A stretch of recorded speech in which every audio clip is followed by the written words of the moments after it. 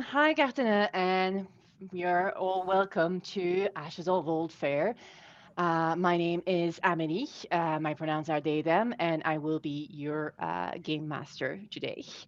You can find me at Instagram at Game Master Amélie with like underscore in between. But just if not more important are my lovely players. I have a great cast with me today, and I'll let them all introduce themselves, starting with Anya, if you'd like. Yeah, hi there, everyone. My name is Anya. My pronouns are she, her, and I'm going to be playing Lottie Mae Tanner, also she, her pronouns. Okay, we'll move on to Mel. Hi, everybody. I'm Hexilia or Mel. My pronouns are also she, her. You can find me anywhere as Hexilia, except for Instagram, where I'm most active. That's Hexilia underscore, and I'm forever upset about that. I get it. I wish we could have more accents and things, but that's how it goes. Like I miss my accent aigu. Anyways, Blue. Hi, I'm Blue, she, her pronouns, and you can find me online on all social media under Sanguis Blue, and you'll also find me on Roll for Good. And I will be playing Julia this event, also she, her pronouns. Nice. Tendai. Hi, I'm Tendai. I use they them pronouns. You can find me on social media at GeekChicT on pretty much all platforms because I've never bothered to change it. And today I'll be playing Yemurai Tonderai, and their pronouns are she, they. Brilliant. And Rita. Hi, I'm Rita. Um, Pronouns she, her.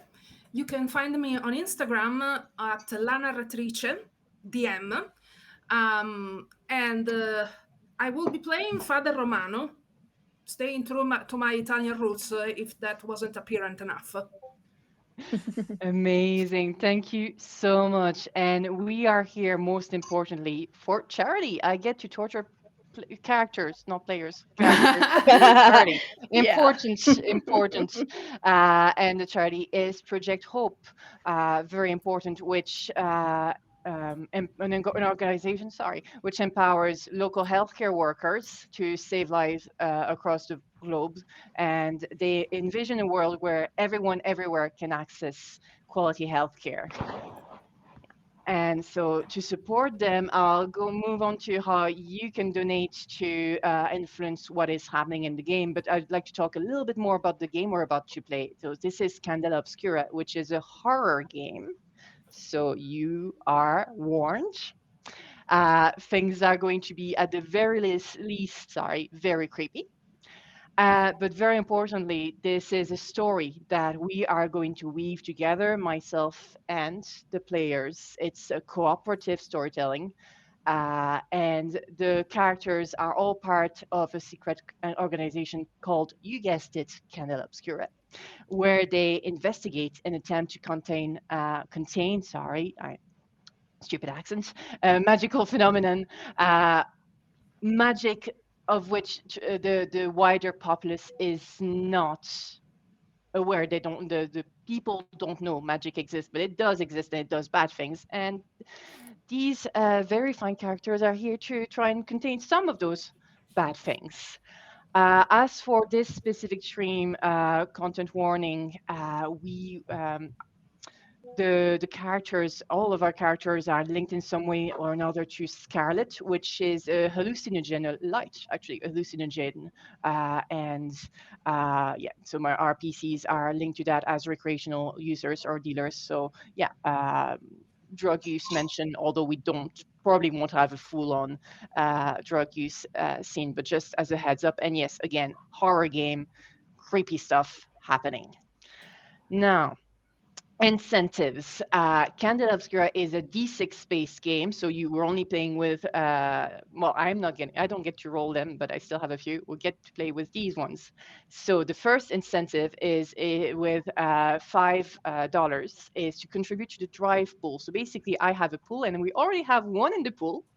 For everyone who wasn't here when I announced it earlier, before we start, we have one die in the pool that the players will be able to add to one of their, of course, now I have it in Irish, one of their rules. Yeah, be a linguist, mix up languages all the time. As they say, you're not a bilingual, you're crylingual. That's me. So that's a nice incentive to help them. Another thing you can do to help them is give them special gear for $10, which again, it will be a pool and any player will get to use it. It's cooperative storytelling. We're not giving to individual players or characters, we're giving to everyone. Now, if you don't want to help them, if you want to help me torture them, you could again, spend $10 to do -1, which will lower. So the way it works is when they roll a certain amount of dice, and they take the highest. Let's say the highest is 6, that's a full success, but you've given a -1. Oh no, that's no longer a full success. It's a mixed success, and I get to give consequences to that success. So 5 and 4 are mixed successes, 3 or lower are failures, and that's bad. So you can give those to transform their successes into mixed failures into failures, and so on and so forth. So it's just be -1, 2, so 6 becomes a 5, and in case there's multiple 6s, which is normally a critical success, it'll become a regular success. And 2 more things, artifacts. So instead of just giving them special gear, which is already good enough, you're spending a little bit extra to give them very rare artifacts that do cool things at a cost as well. So they hurt yourself to hurt others, I guess, in a way, or to help what you're doing. And finally, if you really want to help me, you can do everybody down for $40, where everyone gets one unavoidable mark. So there's 3 kinds of marks: body, brain, and bleed, which represent the harm, how RPCs get harmed. And when they get 4 marks on one kind, that becomes a scar, 4 scars, and they are down. No dead, no saving throws. That's it. It's over for them. So with that, I get to get 1 free mark to everyone. And thank you very much. We've just gotten a second die for the drive pool. Thank you very much. So this is how you're going to get to influence the game, and maybe you'll all donate and we'll get to go home early because I get to kill everyone, or maybe you'll just help them, and it's fine. Again, it's cooperative storytelling. I'm not here necessarily to kill everyone, but it can be fun. And 2 more things, and then we'll get to roll. Well, we'll get to start the game. Prizes. There is a giveaway happening, and the prizes for this is a PDF copy of The Expanse from Green Ronin Publishing, which personally I'm very interested in. The code for entry, so you just type in the chat, ! Oldfaire, that's OLDFAIRE, giveaway. I'm sure someone will demonstrate very soon. So Oldfaire giveaway after an !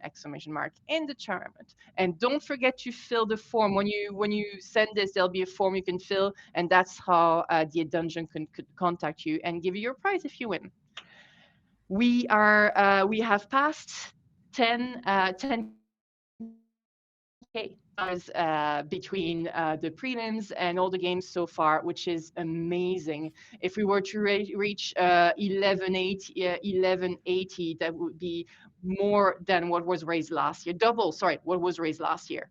So we're already past what was raised last year. We could get double, and so the actual goal would be 12K. That would be brilliant. So please help us do that. Any donation, big or even small, or even sharing, talking about the stream on your socials will be very helpful. And that's all my checklist done, which means that we get to start. Everyone ready, my players? Circles ready? Yay! Allons-y. Allons-y. Everybody knows there are things in the woods. Things that you don't talk about. And if one of those things were to pass you by as you're weaving your way through the trees at night, you stop. You stay still. You ignore it. And you hope that it ignores you in return. One of those things just passed by Vinnie Worth. Thankfully, he did not see it, but he knows it was there, and he knows it's one of the big ones. One of the very big ones. And he's shaken, and shaking. We see him standing in almost complete darkness, except for from a faint red glow coming from the trees surrounding him. He's stopped his trek for now, and he's waiting because he knows there may be more. And indeed, there is. He closes his eyes, Vinny closes his eyes as the stress takes over him. But we see, focusing close shot, we see movement behind him, something massive and thin. Another of the big ones. Vinny doesn't understand how he can move so easily through the trees because he can only imagine that it's as tall as those trees. But at least it's not the Crimson Woman. That's all he can think to himself, as many other Red Runners have before him when put in such a spot. At least it's not the Crimson Woman. We hear the noise of an airship engine far above the trees. Some fool flying in the dark. It may be close to sun, but it's hard to tell from here. We're still focused on Vinny's face, his eyes firmly shut. We hear rustling, and Vinny jumps, startled by a massive crash. It has to be airship. It has to be the airship. Vinny knows he shouldn't touch the trees, but he can't help himself. His hand just flies to the bark just to steady himself. The crashing sounds continue, seemingly endless. It's somewhere far, but not far enough. Eventually, silence returns. Vinny breathes for a few more seconds. In and out. In and out. Opens his eyes. We cut to the woman in front of him. Her hair as crimson as her dress, her mouth opening wide, oh so wide as she lets out a wail. Cut you back. And we are now in Oldfaire, the capital of the Fairlands. We see ruins, old rooftops, which actually belong to the old city, Oldfaire, on which Oldfaire is built. And on top of those rooftops is the gated community that is the High Terrace at the center of the city. In the eaves, a very, very nice, very well-to-do area, we find ourselves at what I believe to be a lunch date. And I will ask Isadora and Yemroy to describe what they are doing and what they look like, please. So Dr. Isadora Finch is sitting at a small round table by the window. She's silhouetted in the light in her nice white doctor's coat and just quietly sipping on a drink as she's waiting for her partner, Yamurai, to come back into the room. Yamurai walks into the room almost like they're gliding, holding a obsidian dish with liquid in it. And as they walk in, they smile at Isadora, just lounging in the sun. And they put the dish down just in front of them and gently take their hand before giving their knuckles a little kiss and saying, now, you need to focus on what you want to see in the dish, and I can help you with that. And as they move to their side, they give Isadora's finger a little prick, press and hold the finger in the dish, swirl it around, and gaze into their eyes and say, you need to be intense. You need to be purposeful. And they're going to nuzzle them gently as they focus their eyes back to the scrying bowl. Isadora takes Yamurai's hand kind of on her shoulder and holds it and goes, Yep, I think I've got this. Just stare at the bowl, right? Really focus hard. I can do that. She looks into the dish, the drop of blood mingling in there. And what does she see? Well, let's see. I believe one of you will have to make a sense roll since it's Isra's vision. And just to clarify, you will both will you both see the results? Say so. I think so. Okay, so I'm going to ask for our first roll. So reminder, you have two dice in the pool for now. If you wish to use one of those, feel free. And of course, you can. All our players can also give each other drive, but they only have a limited amount, which is why they need your help.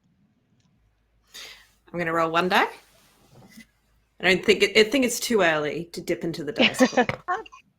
Yeah, just a bit too early. Okay, just in case, hold that thought. Just so you know, this will be a high stakes roll. In case that changes. Oh, okay. I was going to say, yeah, no. Okay, so also, by the way, for this assignment, please assume everything is high stakes until I say otherwise. Okay, okay, great. okay. In that case, I might use a drive. So you use one of the drive pool. Okay, perfect.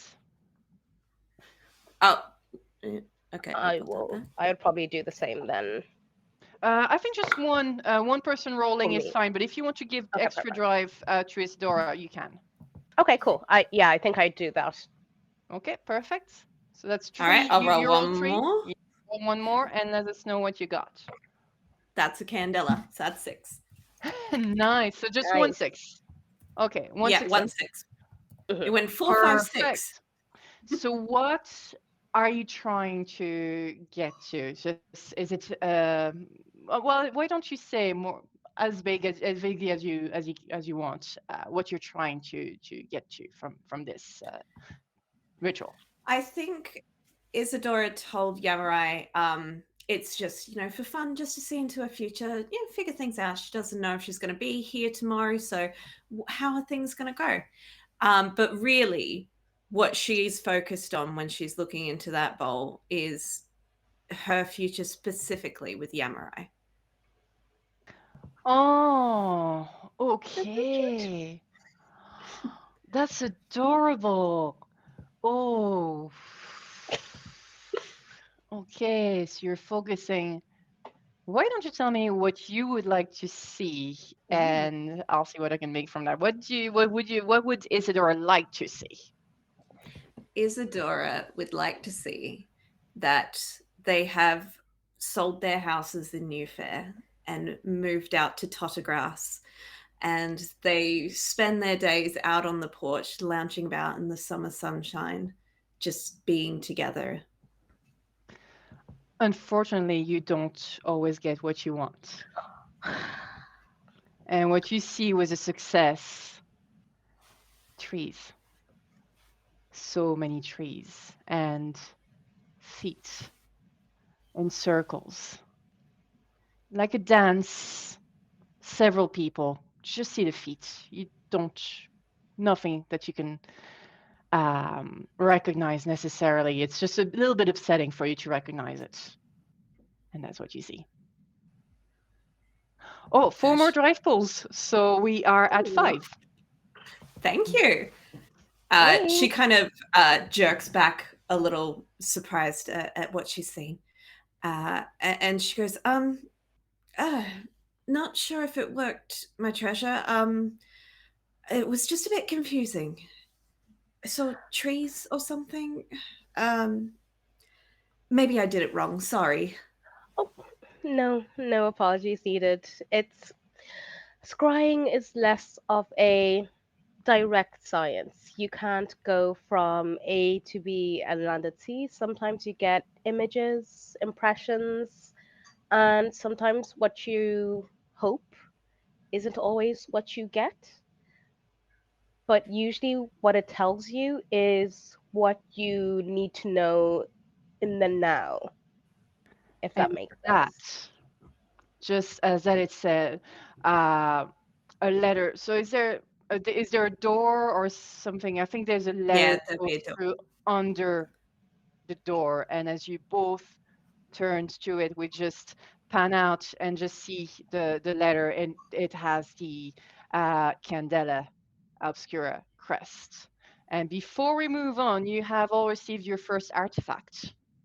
So I'm going to put that in our chat. You have received a Grim Radio, which is healed. If you find a corpse somewhere, who knows, you can question it.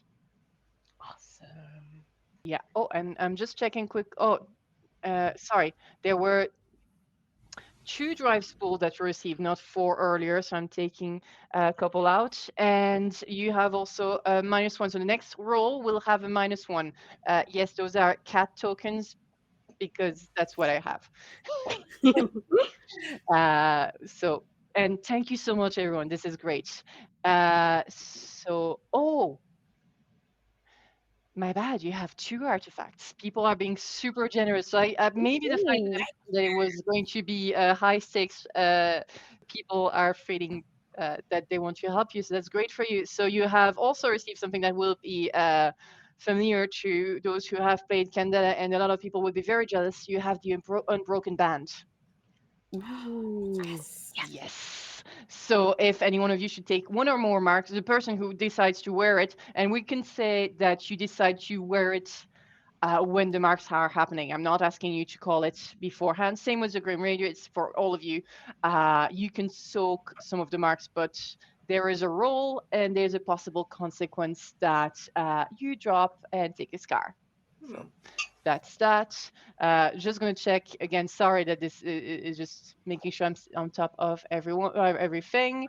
Yes, we have 3 drives remaining because 1 was taken, 2 artifacts, and 1 -1. Brilliant. And we're back into the game. Awesome. We pan out again, and from like a bird's eye view of the city, we move to the east on the other side of the Stentorian River, in the Red Lamp District. We pass by many theaters and cafes and just stop just a few seconds in front of a shop just to read the Crystal Gaze. Inside, we find Julia, if you would please describe, knowing that your brother is probably with you at this time. Okay. Julia is a quite small, slightly scruffy looking. She's clearly in what is considered her Sunday best, but it's not very well maintained. It is what it is. It's what she can afford. She's wrapped up for the cold because she's in this, I think labeling it a shop is a bit of a push. It is essentially a room with a table and 2 chairs, and then there are bookcases and storage around her. And as you come into the room where she is, she's just kind of busying herself, tidying things away, putting things into cupboards and stuff. It's clear that the table has been recently used for something. There's like a blanket that's been put over it that's had stuff on it. So she's probably had a client recently, and she's just tidying up from them just leaving. I think Francis is here to help you because from his job, he's probably helping you with your accounting a bit, and he's just going through. And you're doing pretty well, he says. Yeah, you're doing okay. Which one? Sorry, you said well and then okay. Which one is it? Pretty well from what I would expect from this. I mean, no, right, again, yes. not that it's just for what you're selling. I'm gonna be frank with you. I didn't think people would go for it that much. Yes, well, as much as people think that it doesn't really work or do anything when I put charms on them and such, for morale, it helps. So they feel better when they leave. Yeah, well, honestly, well done. That's really good. That's really good. He's just kind of calculating. I think, yeah, he checks maybe again. What? Just to be Just to be sure. sure, yeah. I kind of realized, oh no, we didn't discuss what the relationship was, but I just improvised on the fly. But yeah, no, he seems happy and I think proud. I don't know if you're the little sister or the big sister, but in any ways, he's proud. I think I'd assume older, but Yeah. just a bit rubbish. Okay, perfect. Yeah, indeed. Indeed. Yeah, okay. Well, I guess I'm done here. I'll see you again soon. Oh, Come by for dinner one of these days. yes, of course. If I find time, then yes, that would be lovely. And you got a letter, by the way. Oh, And he just picks it up. It's just obviously been dropped. He picks it up. Funny crest. And oh, and she'll like quickly like disappear it into her like shawl. Like, yes, don't worry. I'll deal with it. Thank you, Francis. just don't get into any trouble. That, just don't. Me? No. Yeah, you're right. You wouldn't. And I think with that he leaves, and I think we follow him for a little bit, and we go past him, past more theaters, more cafes, and stop in front of the Fair Play. Is Lottie May in the Fair Play or at her apartment at the moment? She would be in the Fair Play at the moment, actually on the stage finishing up a monologue. Oh, I'd say you're probably either practicing or it's a very early matinee. That's Because fine. Yeah, that's fine. Okay. What is the monologue about? Well, first of all, she is wearing what looks to be like an evening gown, but is extremely low cut, like off the shoulder situation, and she has her hair kind of mussed up a little bit. Some curls are falling down, and she's standing center stage, spotlight on her, eyes closed, and we come into it as she's saying. When the night presses close, when the lamp is turned low, the thrum of life courses in my very skin, and I remember that a woman is not a porcelain ornament, but flesh and will and longing. Let them call me improper. Let them whisper behind fans and teacups. I shall go on. I shall burn quietly if I must, but burn I shall, bright enough to know that I have lived, not merely lingered. And she closes her eyes as whoever is there applauds. Woohoo! And Lark, I'd say, is probably there. I didn't interrupt you. Yeah, you were done. Yeah. Yes. Oh, Yes. amazing, amazing as usual. You're so good. Thank you kindly, Lark. That's so kind of you. Make sure you put. I mean, you make sure you put those back. Yeah, of Joking. course, not a I'm joking. problem. I'll put it up in the costume room. That's no problem at all. I'm joking. You know, I don't mind. No, I don't mind. Right. What do you have? Any plans for today? I mean, I figured I'd just more seeing if anyone else wanted to get some practicing in before the show. Yeah, you're usually the only one who's here that early, I think. You're very dedicated, so I guess. Well, you know me, I love my characters. Oh, that's so sweet. I think at this moment, there's like a little bit of noise in the background, and I'd say it's probably there's a few like hushers. Sorry, I accidentally put the thing for break early at 7 instead of like 8. Well done. There's a few hushers / bodyguards working, in case people harass the performers. And one of those, it's either there's actually one of them is another Lottie, not a Lottie May, just a Lottie. They're often with a guy called Tex, and you've kind of wondered. You see them just like you; they have a tendency to sometimes disappear for a few days, Yeah, and yeah. they come back sometimes a little bit battered, and you have inklings that maybe you may share some secondary employment, let's just say. And I think Mm. it's Lottie, this very buff person, very built. They come in and like, letter for you. Oh, got something for me? How's it doing? She like grabs the letter. I'm assuming that it has the Candela crest on it. It does, and kind of Lottie's kind of giving you a bit of a. Mm. Interesting. She folds it up and just sticks it in her corset. Well, with good luck with whatever this is. I'm And a sure it'll be very fine. insistent stare. Amazing. And you put it in your costume. And with that, we just go back out.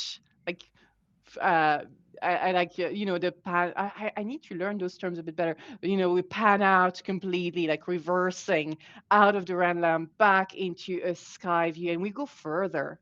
We go to the outskirts of the city, which is where in what is known as the Nine Irons district, close to the Eastrick landfill, and especially close to the shantytown built alongside it. There's a small dingy apartment, which is where we find our final investigator, Father Romano. I believe you have your usual company with you. Yeah. Father Romano is this old man in his 50s, silver hair, shoulder length, bit of a beard. At this moment in time, he's in front of a broken window in his little apartment, and he's carefully um crafting with his fingers a little triangular shape incense pellet. He's using a mix of ritualistic incense that would be better used in one of the Holy Family's churches, the most common type, the most renowned monks, priests. And then he's mixing it with a very suspicious red powder, checking what he considers meticulously the ratio between red and gray, but what Father Romano considers meticulous. And as he rolls the little pellet of incense, he puts it on the windowsill in a line of other little grayish red pellets that look like little bullets. And then he looks at his fingers, they're all red, and then he moves his head like somebody called behind him. And he goes, yeah, I know. And he stands up with his old rickety bones. And he's this big, tall man, very portly but strong underneath. You can see that he's the kind of man that can easily either give you a friendly pat on the cheek or either smash your head with a punch.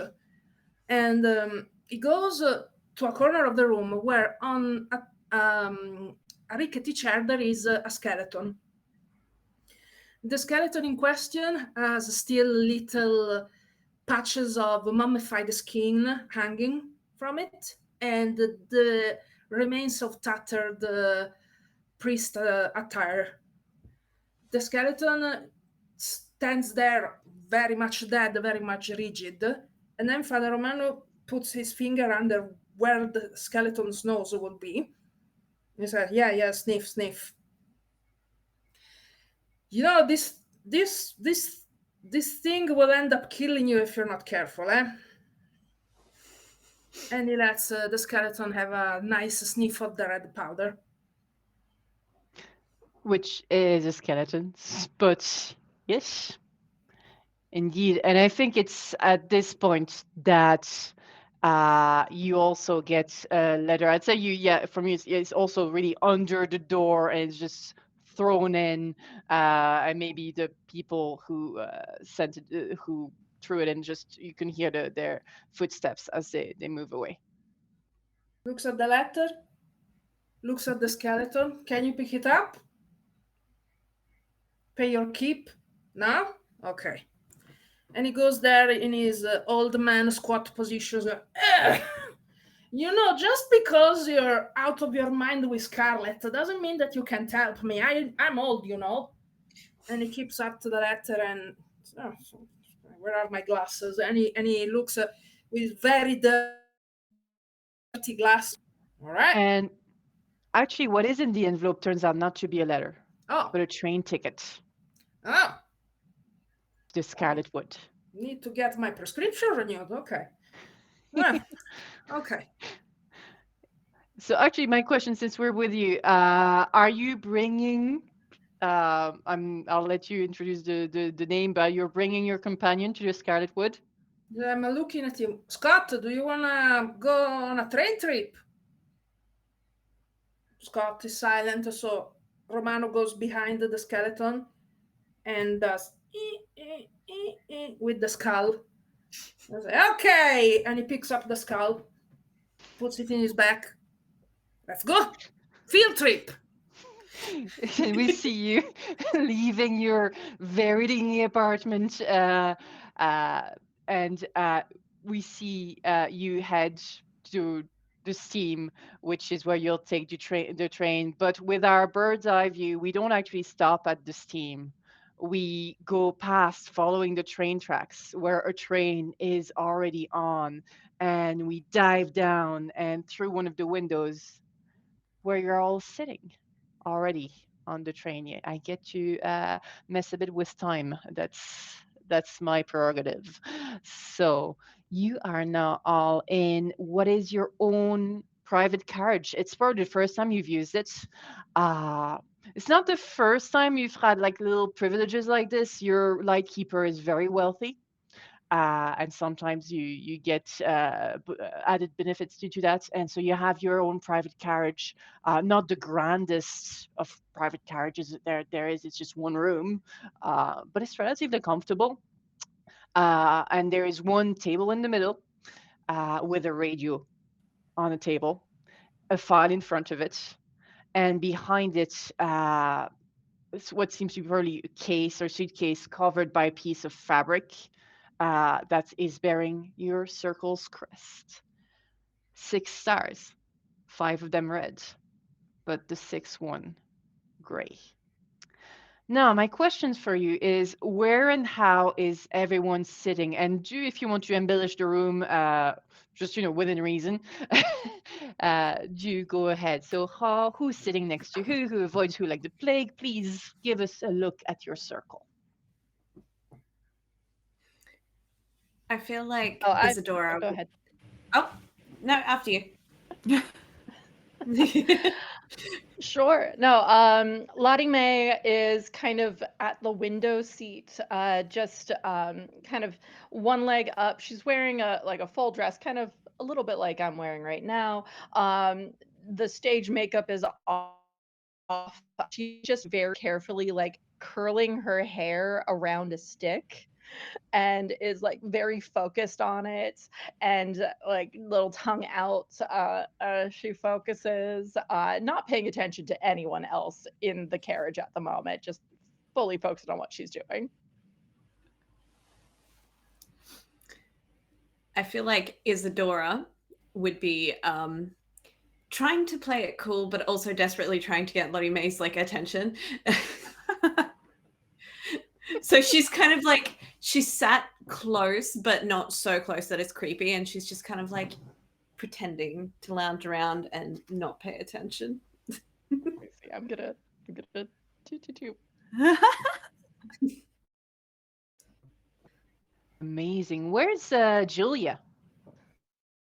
I think Julia is, if there's a chair in a corner, then she'll be sat in the chair in the corner, and she's got a little like handmade bag with her, and she's kind of rifling through it, and there's just lots of little things and trinkets and books and pens, and anything you could possibly think would be potentially necessary for a trip that we haven't been given any details about. So she's just like got all these things, but then also keeps losing things, and like the ticket drops on the floor at some point, and she's kind of, I think she's kind of giving the air of there's nothing to do here and no one's striking up conversations, so she's just busying herself.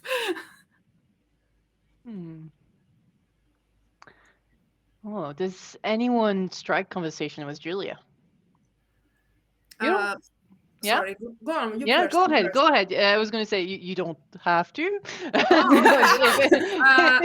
It would be nice. I'm feeling bad. I know I'm good, but I also feel bad. No problem. Okay, Father Romano? Yeah, Father Romano enters the carriage. Go, bless you, children. And then he goes towards Julia. Go, what are you doing? Oh, I was just, I thought I'd sort through some things that I thought would be useful to bring. You need alcohol. And I go towards the bar and get her a tumbler of bourbon. Does Julia drink it? I think if it is thrust into her hands, she will. Drink, Yes. drink, it helps with the anxiety. There you go. Right. Of course, yes. Thank you, Father. And she'll like sip it. And he just plops himself in reach of the bar. Yeah, okay, so you have a bar. Yeah, that makes, I love it. Yeah, like a little absolutely. cart or something. Yeah, exactly. Lottie Mae is absolutely like scooching just a little bit further away. I don't know how close Father Romano has sat to her, but she's absolutely scooching just a little bit further away.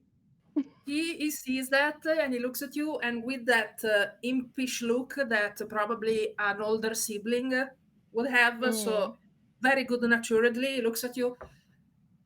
How's it going, you washed up hag? I'll have you know that Lark is putting me on the main stage soon. To do what? Throw the curtain? I'm gonna be headlining. Oh, wow. I'm gonna be headlining. Oh, so like performing. Oh. I'm gonna be performing, you know, I'm an actress. Yeah, You know, so if you want, I can always talk a little bit more eloquently if you prefer, but I'd rather not do that here. Big words today, eloquently. Oh my Lord. Okay. Oh my You goodness. have alcohol already? Dictionary. What is Yemurai doing in all this? Popcorn. You're muted, sorry. We can't hear you. Yes, sorry. I managed to look it up and I can't see because my hair is so fluffy. So Yemurai is going to just be sitting there, like watching all the different interactions, but not like intensively like looking at it, just using their kind of sense to, in general, get what's happening. And whereas before they were quite casual, they were at home, this time you'll see them pretty much suited and booted up. They're wearing a red, slightly overbust, straight cut across corset, a sheer dress, but the underskirt will have more layers to it, and the hair is like just a wave of curls. And they're sitting there with what looks like a little ritualistic kit in front of them on the table, and they're just furiously scribbling with one hand while toying with their ritualistic dagger in the other, just almost absentmindedly just flicking it through and making notes as the train is going ahead, occasionally just kind of like having a quick look at Isadora and like smiling to themselves and then looking back. And yeah, they're pretty chill overall. Amazing. I do think at this point, Isadora would get up and kind of try and diffuse the situation between the father and Lottie Mae. Be like, no, father, why don't we go have a drink at the back of the carriage? How does that sound? Why not? I mean, I'm old. I like being heard. Sure. Okay. And as she's leading him away, she'll turn to Lottie May and give like an overly enthusiastic thumbs up. She just gives you a salute. Thank you for your service. Just like the 2 fingers, like, thank you. Amazing. Circle of Sanguine Stars. The radio, probably when you're maybe a few minutes later, when you're not Mhm. expecting it, the radio starts going. There is I'm not very good at doing radios because I haven't had radio practice ever, but I'm going to do my best. It's not a very good radio system. You won't necessarily hear everything. And for this, I like to have like if we could visualize a split screen. And on the right side, we move through the various reactions of the circle, or sometimes we might have a wider shot. But on the left side, we focus on your lightkeeper of what we see of them. Her name is Azilk, and uh, she's got she's got dark skin but with vitiligo. And one thing that we notice is as we every time we shift from maybe one member of the circle to the next, we should perspective a bit. We cut. It's still the same one of the same cut, but the vitiligo seems to have shifted position. And every now and then we'll get a bit of a wider cut of someone who's very sharply dressed with a man's jacket on top of a very elaborate skirt. It's very sharp, very nice, uh, very ambiguous. You can't get a pin on any gender, and will be circling through pronouns. Everything is constantly in shift, and she immediately, as usual, gets down to business. No hi, no how are you? Just as you already know, you are headed to the Scarlet Wood. 3 days ago, the Circle of the Blooded Claw, located in the mountains, suffered an as of yet unexplained, and it cuts for a few seconds. Their chapter house was cut from the Pharos. The thinning appears to be. It cuts again. It comes back though. That, however, is of no concern to you. What does concern you is that the sole survivor of the circle, Ed Cooper, used his own airship to flee the mountain, carrying recently acquired artifacts. And that very same airship crashed in the middle of the Scarlet Wood. You must find the site of the crash, recover the artifacts, and safely bring them back to Candela. Questions? You know, for experience, that they would prefer you kept your questions brief. Whether or not you've adhered to that is up to you, but they're very to the point. You know that we have a million questions. Let's cut them down to maybe a manageable 5. If you insist. Any idea the coordinates of where this might have fallen? If you open the file, you will see a map. We're not sure because it did not cause a fire, but it is believed to be in the west of the forest, deep southeast of the Wild Will settlement. And you do see a map where not that wide an area has, but you know, it's dense forest. But it has been circled, and you see on the map as well that you can follow the path until maybe a few miles before the settlement, and then you can cut off and try and find that site. That's mighty handy, thank you. Is there any, from my recollection, our train won't stop in the west-hand side, in the west of the forest. So how will we get as close to the site as possible? Is there a carriage for us waiting at the station? Well, I do believe that you can all just walk and hike there. Okay. You will have a few hours of sunlight. As you know, staying in the Hmm. dark in the Scarlet Wood is not Not advisable. advised. So I would recommend that you make the best of your time. Right. How many people were in the circle of the bloodied claw?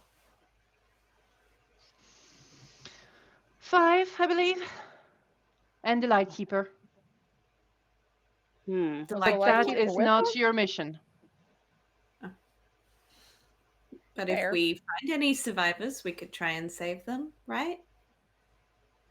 You probably won't. Ah, Perhaps the pilot, but I doubt it. It has been a few days. okay. Do we have any last communication from pilot? Mm, no, actually. Let me think. Actually, sorry. Just thinking as a GM, would they have had a radio on the plane? He let us know that he was setting off, and then no, we think the crash happened fast. Okay. I think Julia is going to lean towards whoever is closest, and just as an aside, just be like, "You should probably ask about if there's any specifics. Artifacts can look like anything." I heard you. Not well. Julia, you can speak up. It's no problem. Gives her a little nudge. I heard the word artifacts again. That is in the file.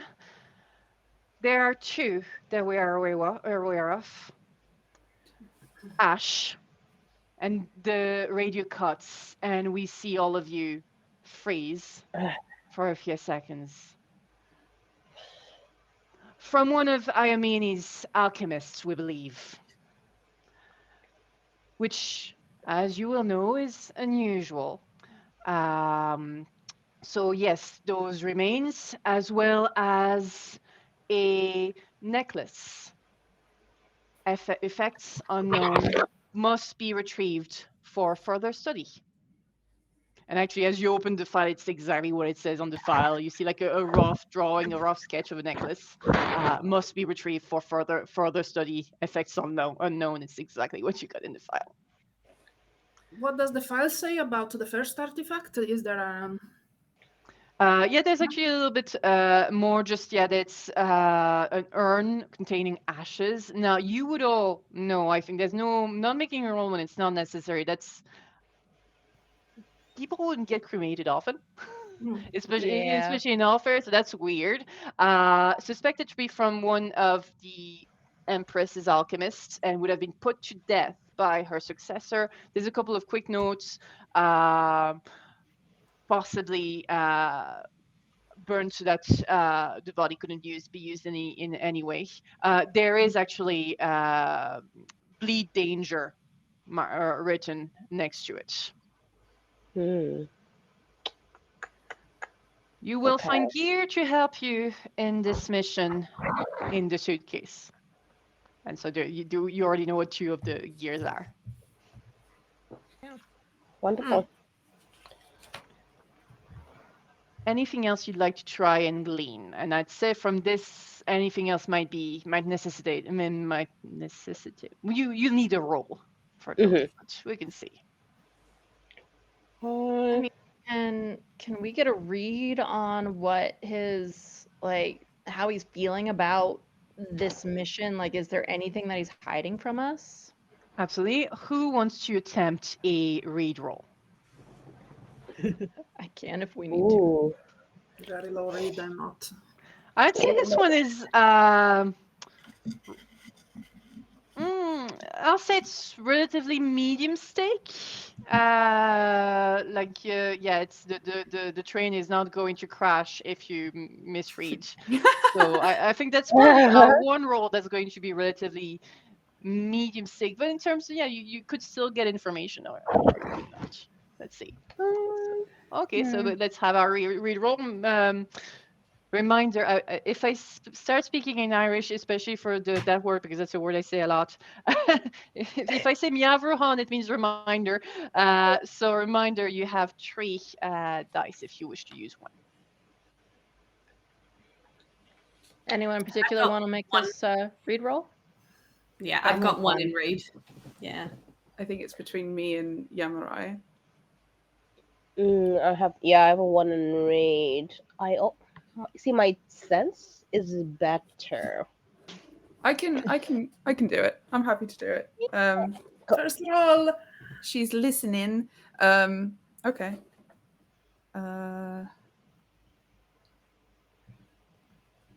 You said this was medium stakes. Yeah. That's a 4 on the gilded die. Okay, with a 4, I mean, Zayok is Zayok. It's always been kind of down to the assignment. There may be a little bit of an edge, and there was hard to tell as well with the radio. And also with the fact that you're getting gear and possibly more gear than usual, this might be a bit dangerous. And I think at this time, kind of the radio like warbles a bit. There's a little bit of white noise. And then you'll hear, no, please don't. No, I don't want to. I don't want to. Please, I don't want to. Ash's voice. Everybody take 1 brain mark. And thank you to whoever donated for that. Oh no.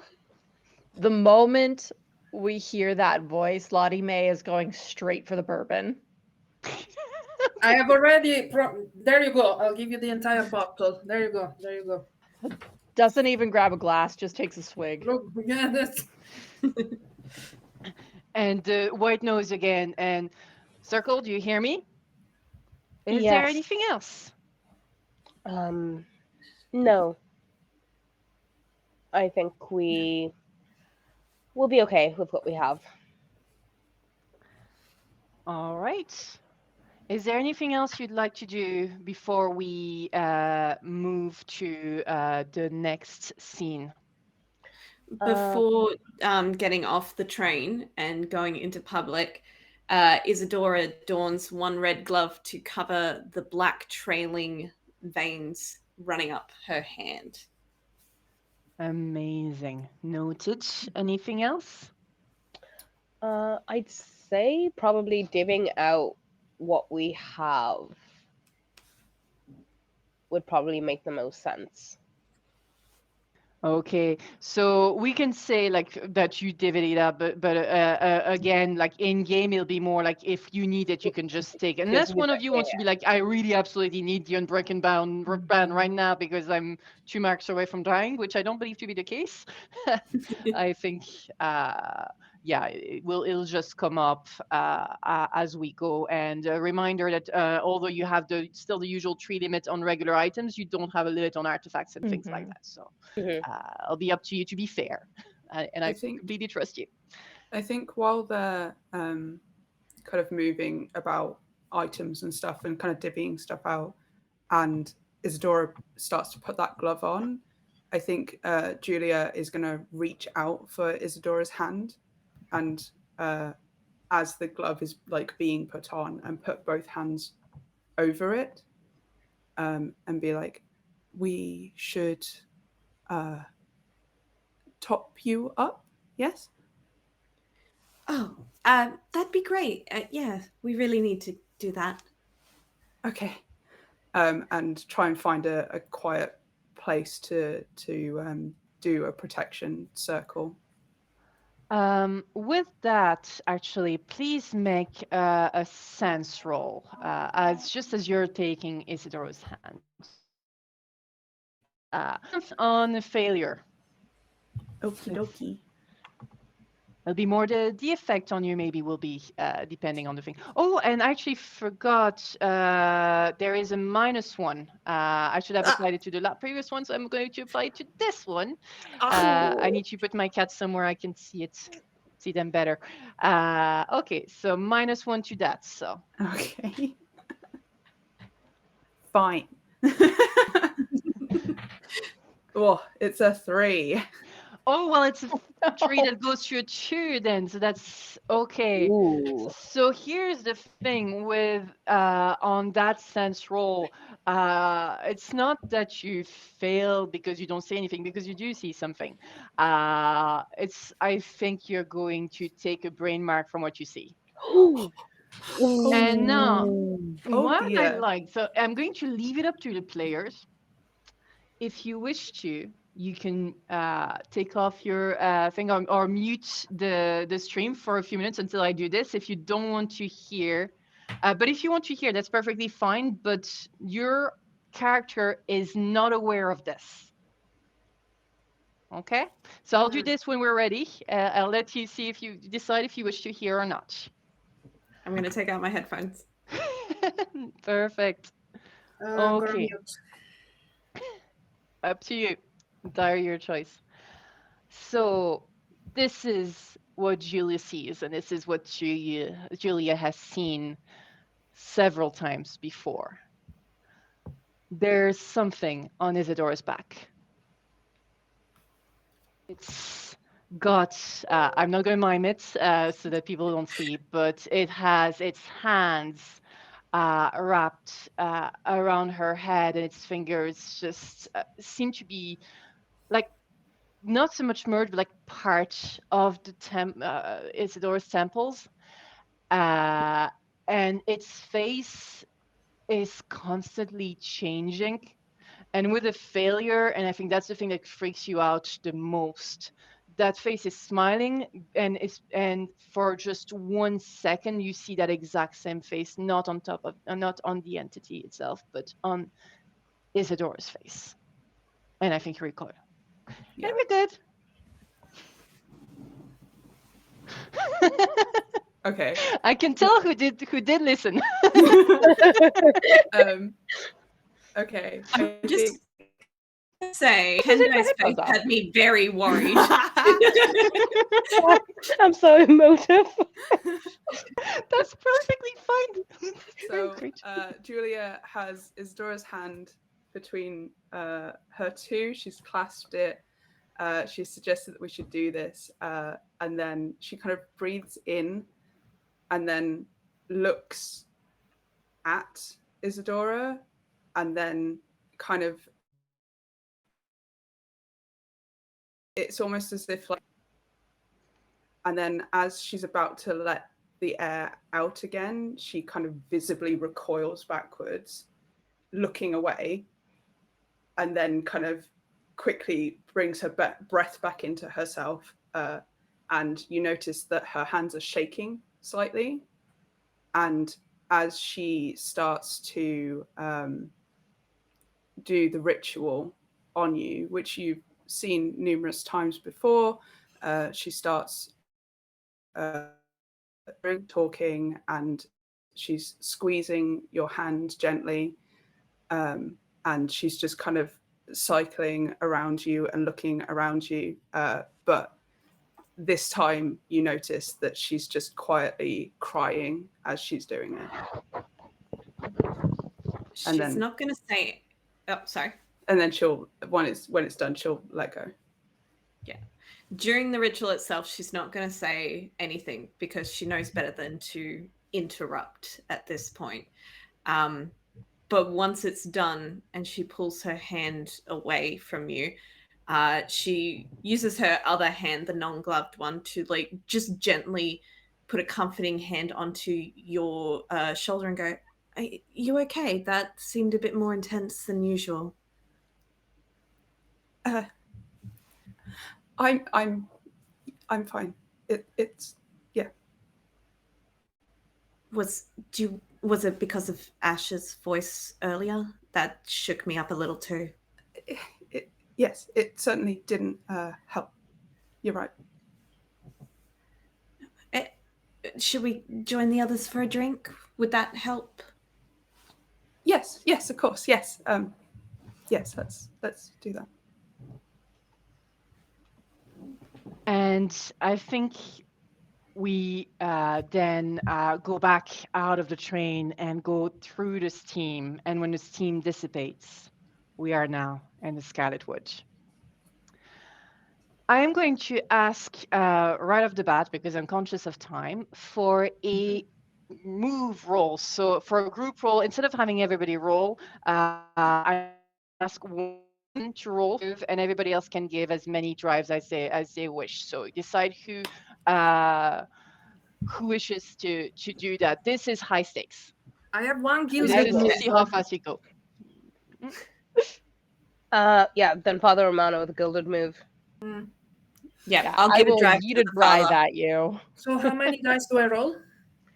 I'm So happy to whatever give a it drive as says, well. plus I heard 2 drives. Was it? So 2 drives were being given. So whatever it says on your sheet, plus 2. And do you wish to take one from the pool? No, I think for you now should. I'll just do my gilded die and the 2 drives that are being given to me. Okay. 6, 2, and 6 on the gilded die. Ooh. Nice. Perfect. So if you had a drive, if you had used a drive or drives that you had spared at some point, you could get it back. No, I haven't. Yeah. Okay. Perfect. So we see like a quick montage, like Fellowship of the Ring style of this is as light as this is gonna get.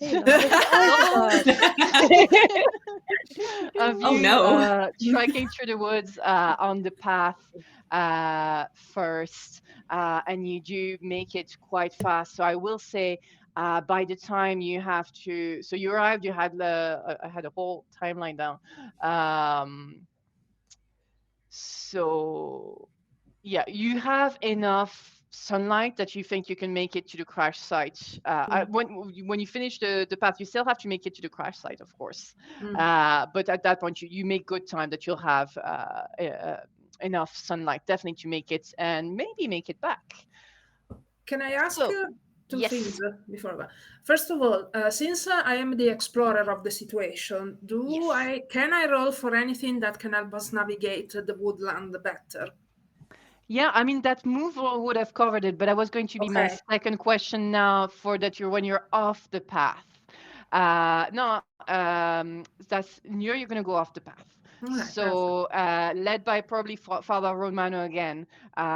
So you could do sorry, looking my notes, for instance. So you could do a survey for the second part to kind of navigate the routes. Oh, sorry, Yamurai, there's something? I was going to ask, would it be possible for Yamurai to try and see sort of like artifact Yeah, vibes from anything? Absolutely. You could, so yeah, if you want to do a survey or if you want to do a sense, I will say something, however, as you are moving to the woods, before we get to those rolls about Isadora. You feel at ease here. You're more and more so as you're getting deeper into the woods. And I'd like you to make a high stakes focus roll, please, for me, before we move on to the rest. Okie dokie. I'm gonna use a drive for that. From the pool? Okay. Yeah, from the pool, actually. Yeah. Perfect. There's 2 left in the pool.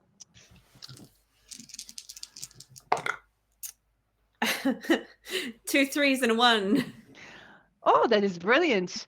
Take a token, for sure. So my first token is the Fool. That's nice. That's really good. What? That's great. Don't worry about it. It's fine. Don't worry about it. It's fine. It's fine. I love to hear that You're fine. And Candela. Isadora is fine. Isadora is more than fine. It feels familiar. You are happy here. You're very happy here. And anyone who looks back at Isadora would see her just mindlessly just touching the tree bark as she goes. Nearly, good thing you succeeded on that move roll, because if you hadn't, that could have slowed you down as well. So now, how do you wish to do now? You can get off the path. So either survey or sense, or you can. What do you wish to do to try I and find the have crash sites? 2 in Yeah. survey, and one of them is gilded, so I would love to roll survey. Since I am the explorer, I would like to roll focus because it says inspect, analyze, remember. So if it's I've been here before, I could argue that I could use remember, but that's GM priority. Have you been to the Scarlet Wood before? I mean, if Okay, I'm an explorer, I imagine so.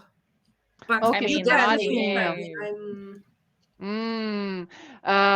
Okay, so who gets to roll here? Because I can't just make you all both. Well, you know what? I could just make you both roll. No, but I have already rolled, so I'm more than happy to leave the honor to Yamurai. Absolutely. Okay. Yeah, I Okay. have a So 2 and in sense. Yemura, you wanted to do so- sense. I could make you both roll, and we can see depending on your results, what happens and how you find the airship. Okay. Awesome. So Yemura doing sense, is it? And Latime, you're doing. I'm doing survey with spending one of my drives. Oh, you're one. Okay, perfect. Oh, do Because I still have a drive? gilded in survey. There's 2 drives in the pool if you wish, or you can use your own. I rolled a 6, not on the gilded, so I lost 6. my drive. Perfect. No, I won't use a drive just yet. Okay.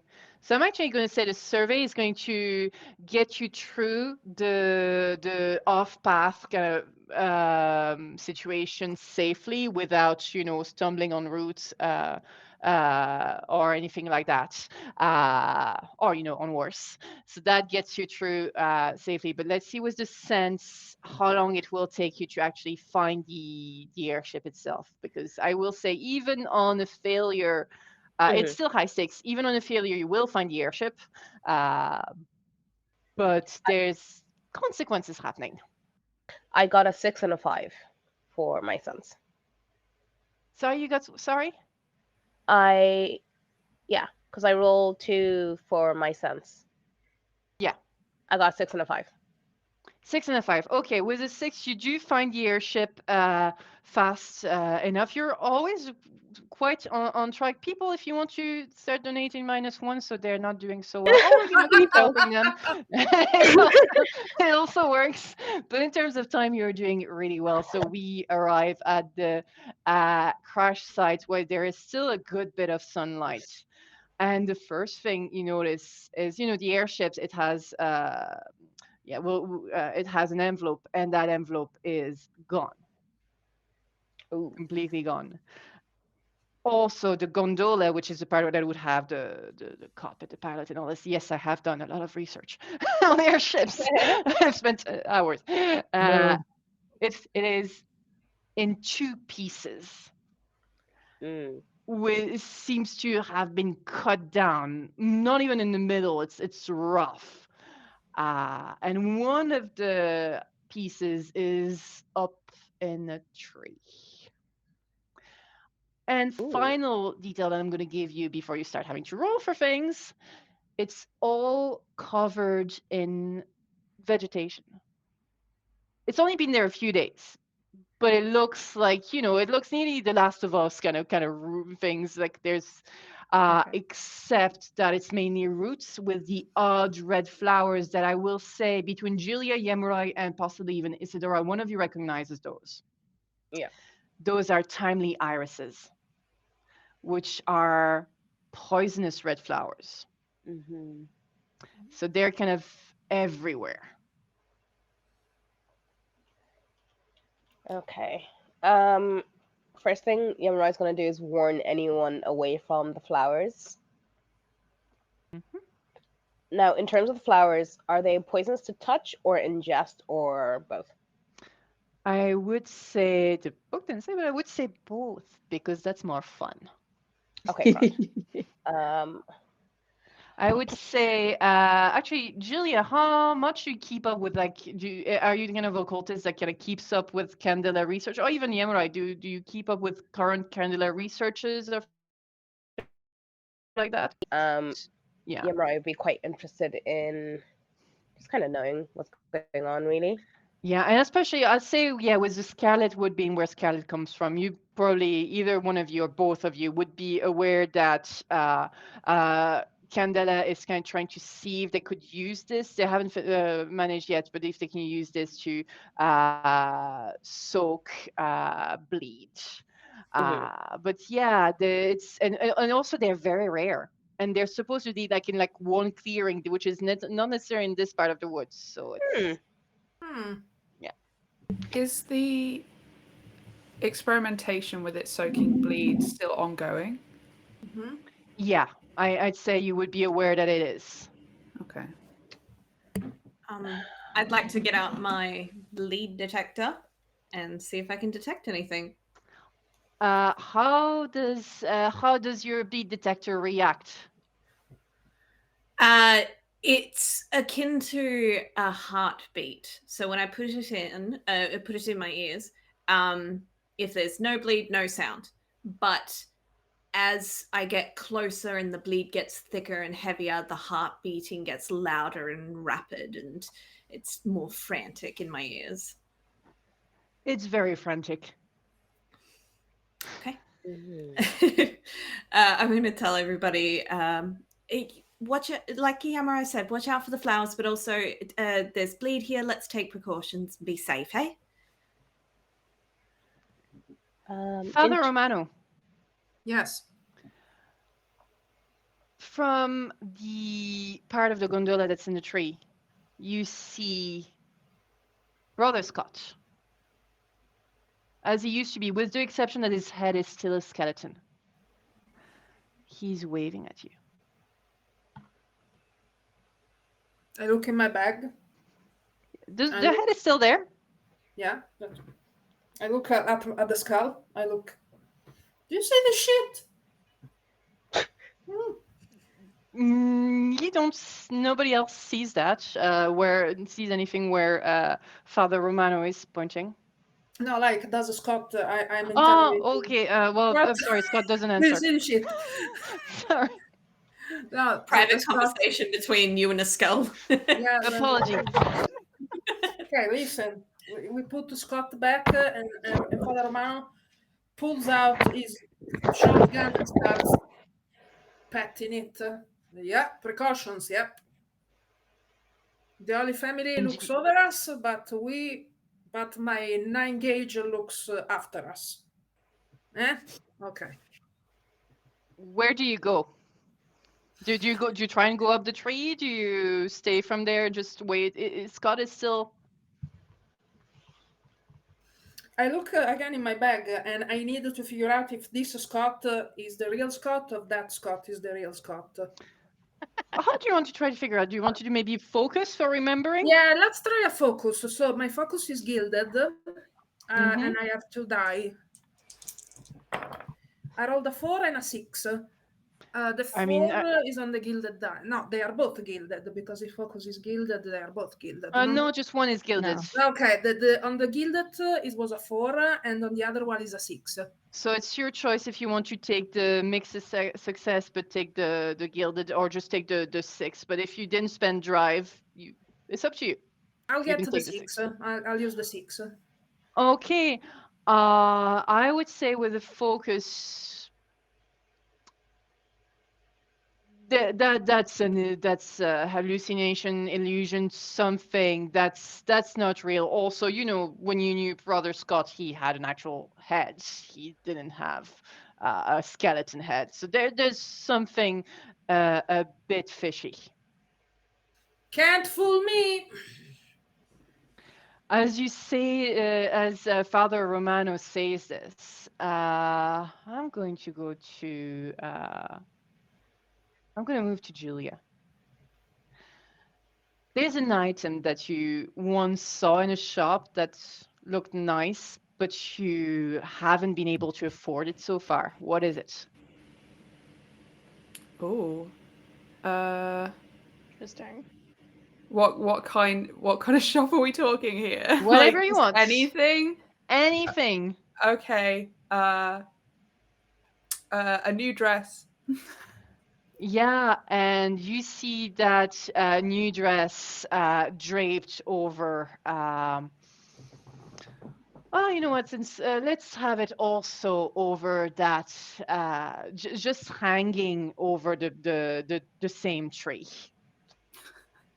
And have I noticed Father Romano Oh, shouting about not being fooled and then the shotgun and stuff? Old man shouts at cloud. Okay, yeah, cool, that's pretty cool. almost. I think she was rooting around in her bag looking for something when it catches her eye, and then she's just going to look at it curiously. Well, and she's just like looking around as if to be like, why? Why indeed? Is anybody else doing anything?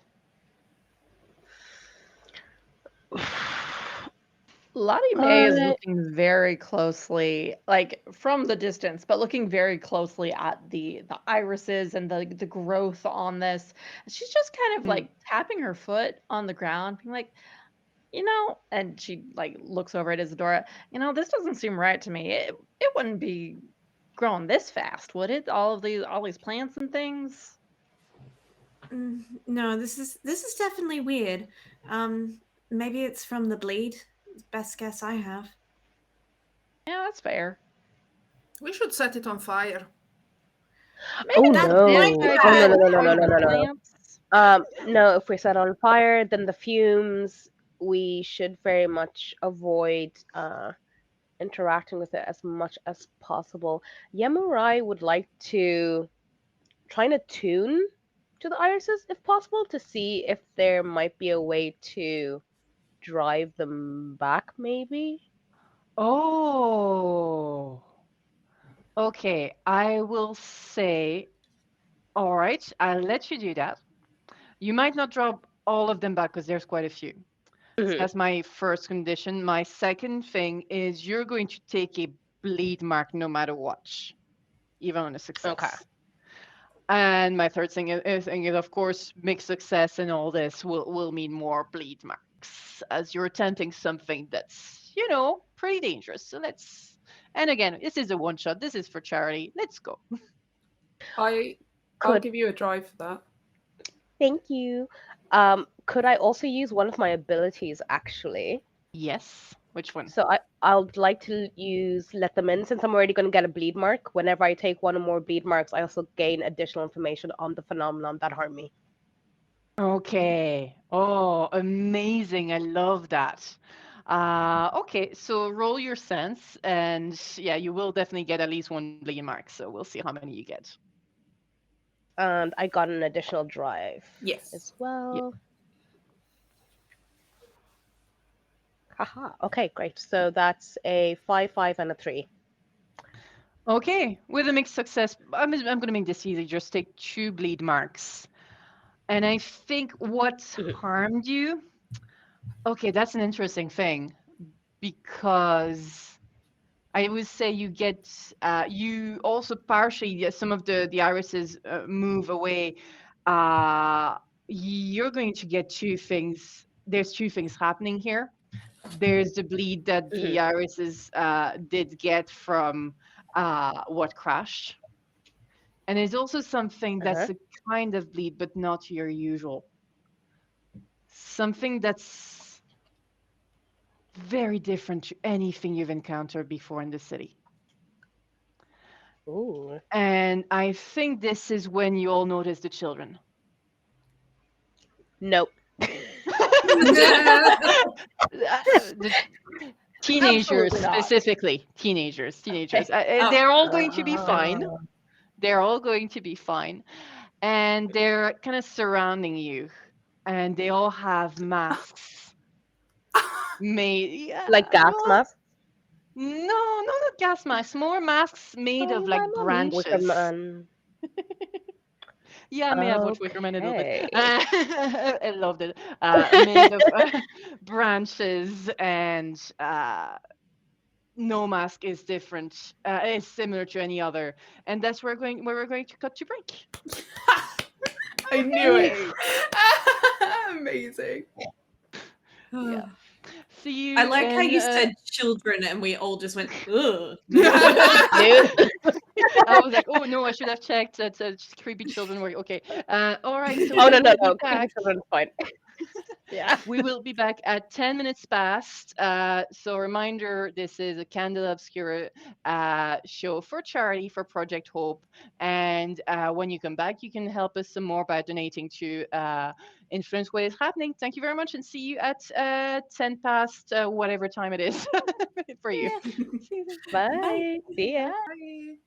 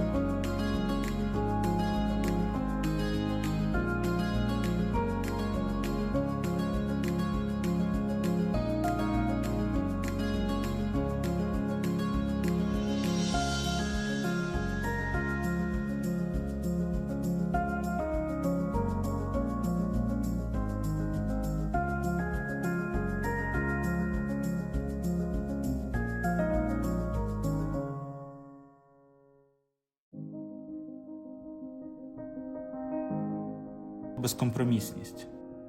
Sensibilidad. Compassion. مسواطنة.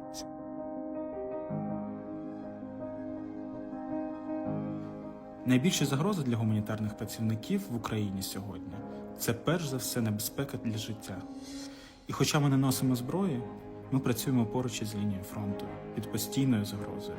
До цього додається ще й емоційне вигорання, яке теж стало реальністю нашої роботи. Але попри все, ми залишаємось, бо знаємо, що без нас людям буде ще важче.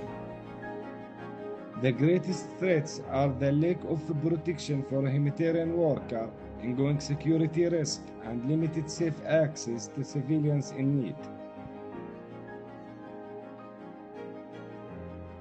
El trabajo humanitario es fundamental para seguir fortaleciendo el sistema de salud, mediante capacitaciones al personal para fortalecer lo que es el apego a los protocolos de salud actualizados, crear sensibilidad y brindar la oportunidad de crecer académicamente en materia de salud materno-infantil y salud sexual y reproductiva.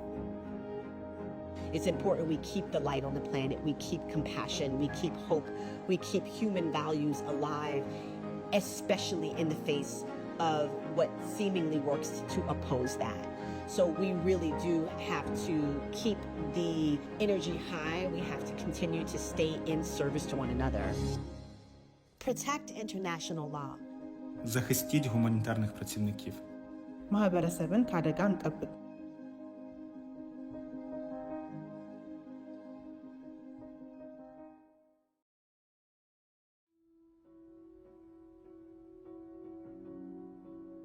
My name is Maria Holostenko. I'm coordinator of Project Hope Ukraine. Before the full-scale invasion, I was general practitioner, family doctor in the small town Odessa region. I treated children and maintained the conditional of chronic disease patient. I joined Project Hope after working with another humanitarian organization, just because I wanted to stay in my small town and work in the center of Odessa, rather than moved around Ukraine. But Project Hope totally inspired me. Grow and work, no matter where I am, instead focusing the team I am with.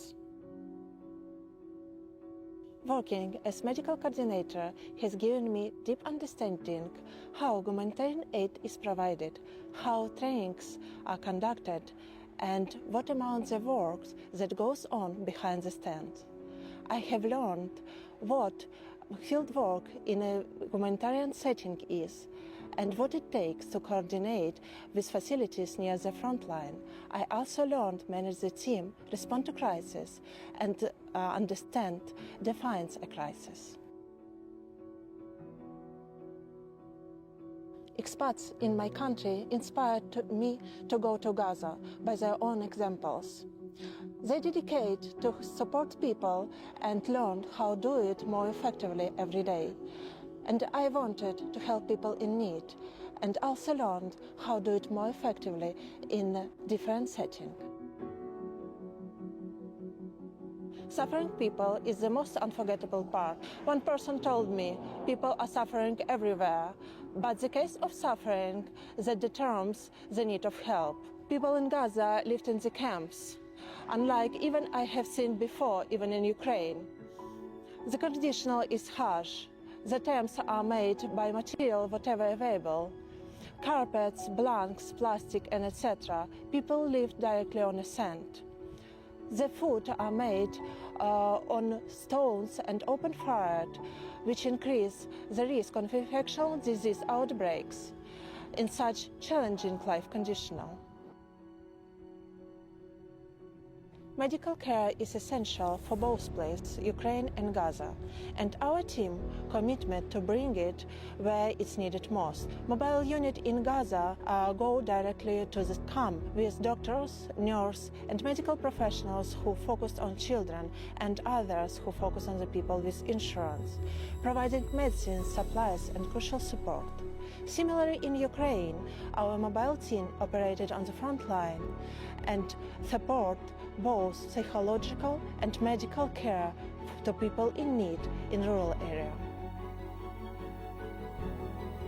Russia gives today, and it will go 3 times as far to help provide urgent relief and make lasting impact for people facing disasters, conflicts, and health crises. وكنا عايشين يعني حياة حلوة وكان إلي أوضة وكان عنا كنا بنروح على المدرسة.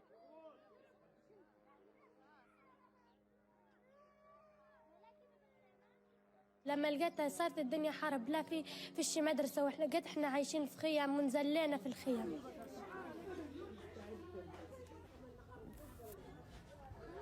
اشتقت قبل الحرب لعائلتي لبابا لأرضي ولداري ومنيتي في الحياة أن نرجع نشوف بعض نشوف صحباتي وأشوف بابا وزي عمري 12 سنة أمنيت أن نرجع يا دارنا ويا أخواتي نرجع بخير وسلامة إن شاء الله ونروح بخير وسلامة.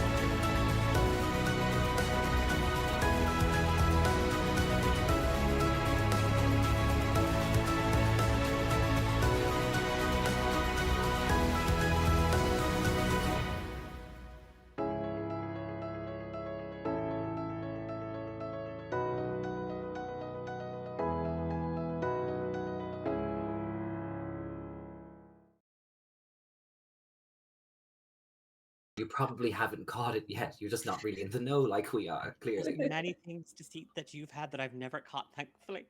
Can I give Declan inspiration for that?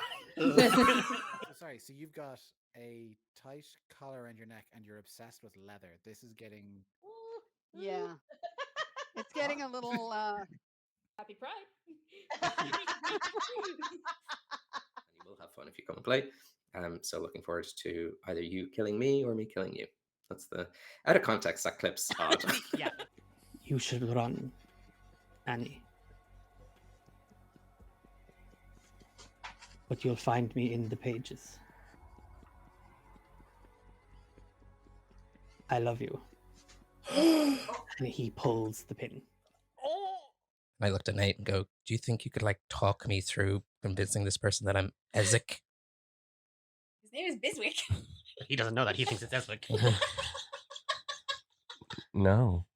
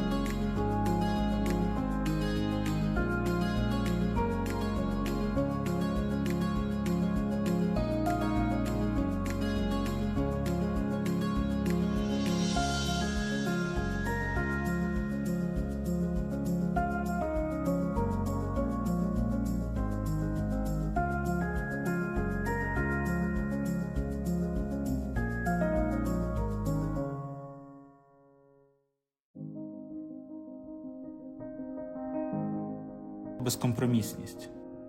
Sensibilidad. Compassion. مسواعتنت.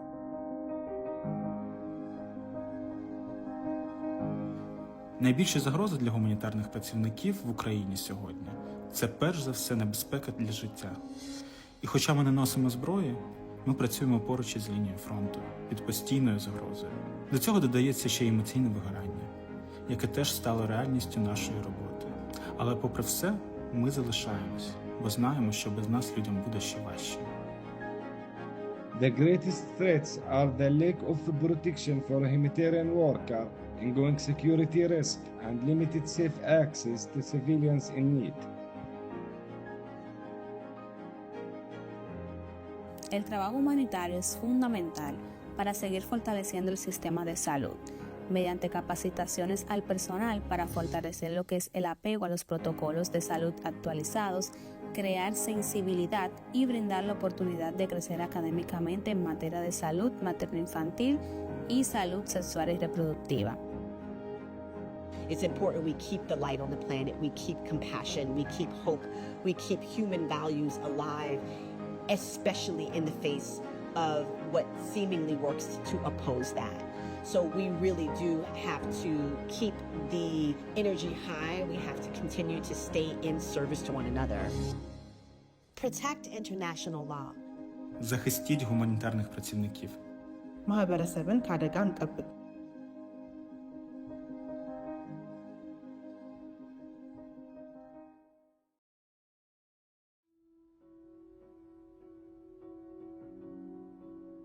My name is Maria Holostenko. I'm coordinator of Project Hope Ukraine. Before the full-scale invasion, I was general practitioner, family doctor in the small town Odessa region. I treated children and maintained the conditional of chronic disease patient. I joined Project Hope after working with another humanitarian organization, just because I wanted to stay in my small town and work in the center of Odessa, rather than moved around Ukraine. But Project Hope totally inspired me. Grow and work, no matter where I am, instead focusing the team I am with.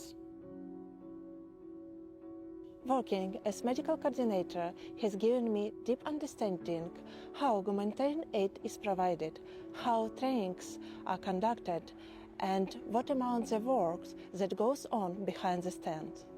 I have learned what field work in a humanitarian setting is and what it takes to coordinate with facilities near the front line. I also learned to manage the team, respond to crisis, and understand, defines a crisis. Expats in my country inspired me to go to Gaza by their own examples. They dedicate to support people and learn how to do it more effectively every day. And I wanted to help people in need and also learned how to do it more effectively in a different setting. Suffering people is the most unforgettable part. One person told me people are suffering everywhere, but the case of suffering that determines the need of help. People in Gaza lived in the camps, unlike even I have seen before, even in Ukraine. The condition is harsh. The tents are made by material whatever available. Carpets, blankets, plastic, and etc. People live directly on the sand.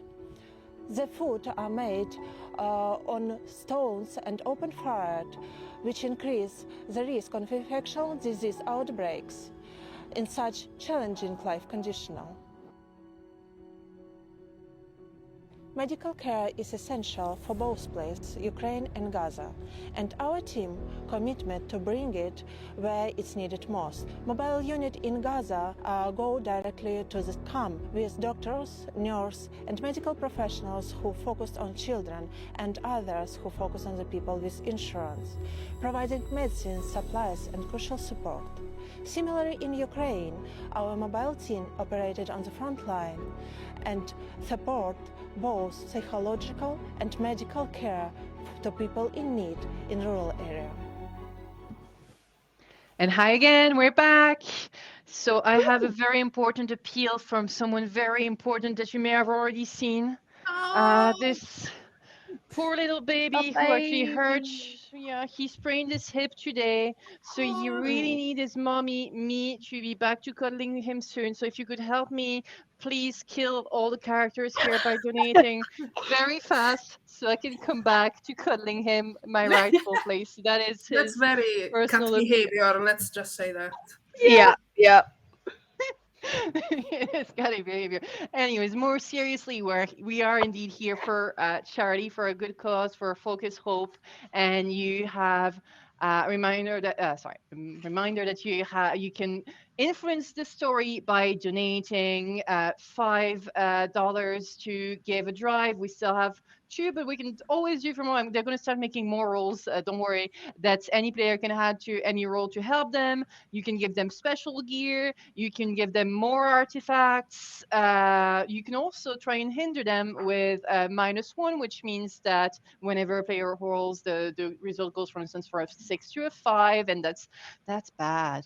And of course, my personal favorite, the Everybody Down, which we had a brilliant example earlier that I really enjoyed doing, where every player character gets to take an unavoidable mark as soon as possible. And yeah, we have another cat. Anyways, last we left off, because we have about an hour and 17 minutes to finish this story, we had our investigators in the woods.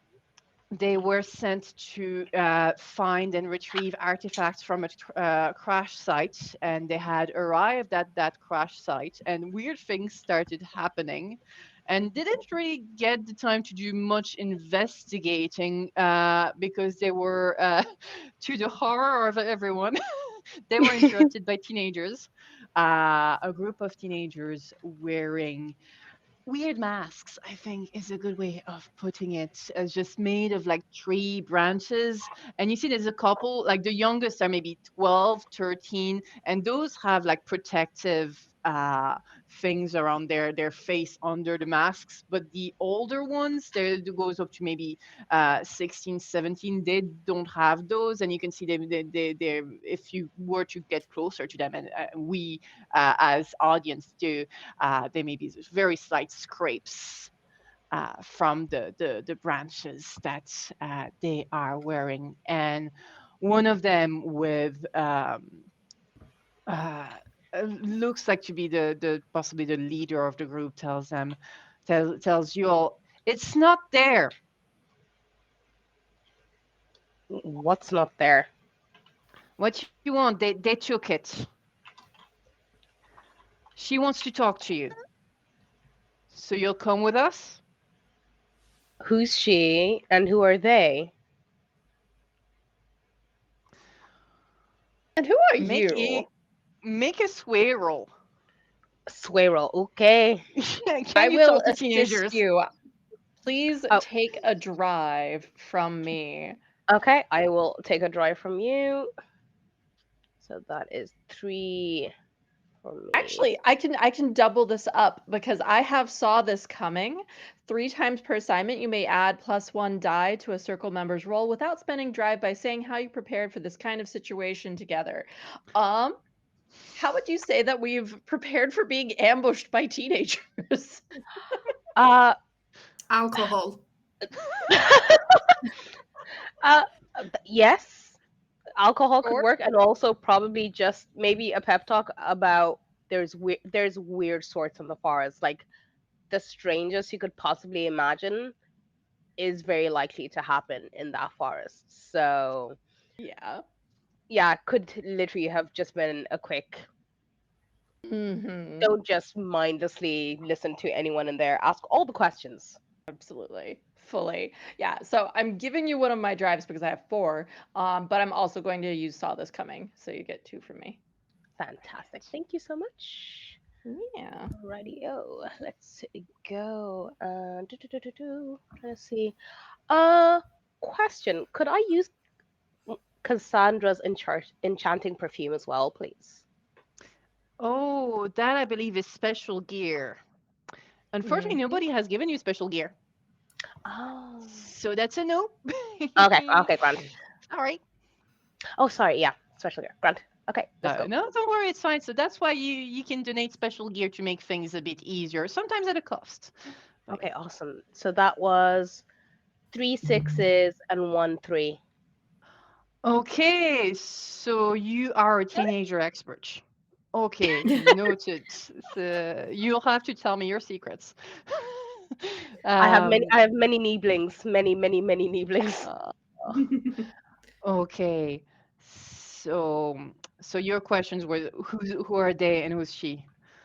Mm-hmm. All right. Hayden wants to talk to you. Okay. She's our witch. Like you, I guess. Oh. Okay. And why does she want to talk to us? And why should we trust you to go with you? Well, I mean, she probably wants to talk to you so you don't end up like the others. Okay. And I mean, frankly, you should probably not trust me. I mean, who knows if I'm even real? That's really teen. You no need to read like that's very teenager. Like, Lottie May immediately pulls up her mirror and like angles it at the teenager to see if they show up in the mirror. They do. Okay. Isadora? If Tendai, you're done, I have something I'd like to. Cool. Yeah. I would like to do a occult researcher and see if I can tell if these kids are affected by some form of bleed or some form of scarlet. Oh, are you using you're using your special ability to kind of figure it out? Okay. Remind me, I shouldn't. So with occult researcher, do you have to roll for it? No, Nope, I'll just give it to you. Sorry, I should know this off by heart, but for some reason my mind has gone blank. There's so many specialty moves and things. Don't worry about it. Yeah. So this one I should know. This one I should know. Okay. Let me find. There we go.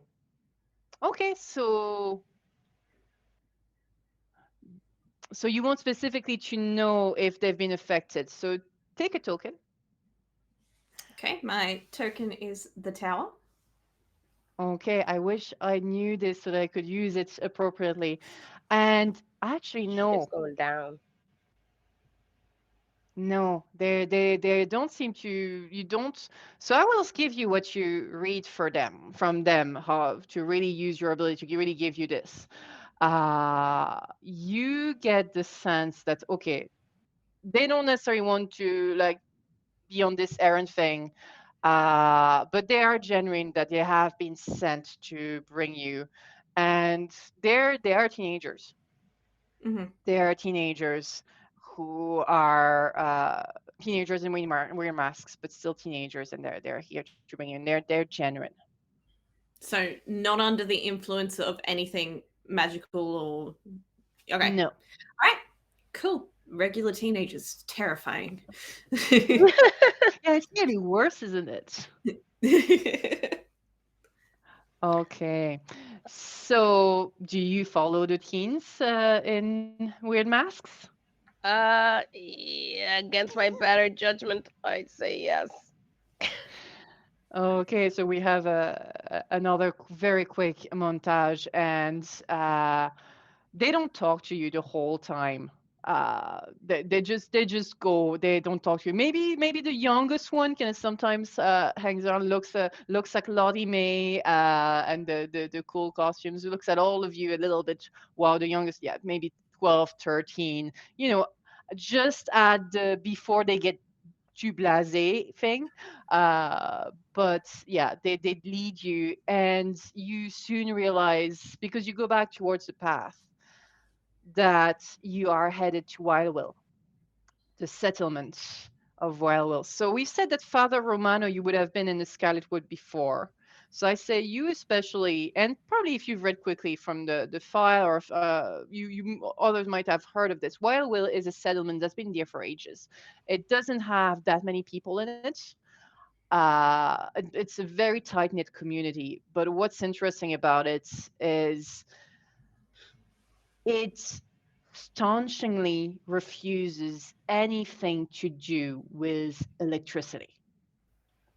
So electricity has arrived to this world a few years ago, very recently, and they have refused it. They fight against it. They want to protect, they're extremely protective of their land.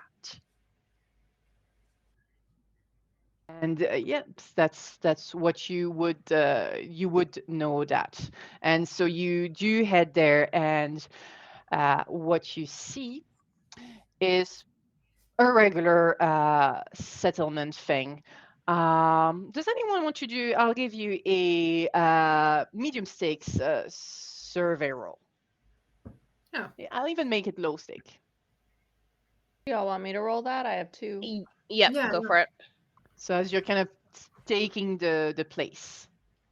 I got a 5 on the gilded, which means I do get a drive back. Yay. Nice. Okay, with a 5, I'd say even with a 5, you notice it. And over every door, every single door, there are pieces of broken glass hanging from strings. Some houses even have them all over. Y'all see the broken glass everywhere? Yes. Hey, teens. Yins with masks. What does this mean? Do you want to do a sway roll for this, or do you want to just? I mean, sure, I have 2 in sway. Okay, I'm gonna make this high stakes now. I will say that the consequences might not have to happen right now. It might have to happen with the teens, but I'm gonna give you something. I like to make things difficult. I'll give it drive. Okay. So 3 dice then. Mm-hmm. I got a critical success. I got 2 6s. Yes. You guys need to stop rolling so well. Okay. So that's another expert in teenagers. Okay. Yep, apparently. It's just a thing we put on to protect us. From the stuff, from electricity and things that it could bring. And I think at this moment a person walks towards you who even without a role, seems to be like maybe not necessarily a leader, but a front person, like the person you send to interact with the rest of the community. Hi. Hayden, I presume. Actually, no, I am Chriselli. Chriselli. Chrisley, if you wish. Hayden will see you, if you so wish. Perhaps not all of you at the same time, but although, as you wish, I can lead you to her if you have any questions for me. Do I know these people if I've been here before? Do you think you've been to Will itself? The settlement itself? Up to you. I don't want to make it too easy for us, so probably at the outskirts, but not in the settlement. You've heard of it. You've heard that. You may have heard in recent years, if you kept track, that yeah, they've gotten a bit more. Oh no, it's the French that I have, if not the English. Basically, they're keeping to themselves a bit more. Oh, it's like an insular society. Yeah. Yeah. Yeah. You know, folk horror. Right. Isadora is gonna, as Chrisley turns away, go to grab them. Not forcefully, just kind of be like, hang on, we're not done talking. And you notice that with a bit more confidence than usual, she goes, sorry, Chrisley, was it? Yeah. Where we go as a group. So if we're gonna talk to this Hayden person, we're gonna be doing it together. And I'd like to roll a sway roll. Absolutely.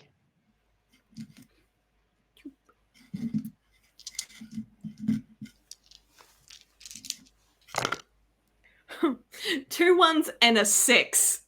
Ooh.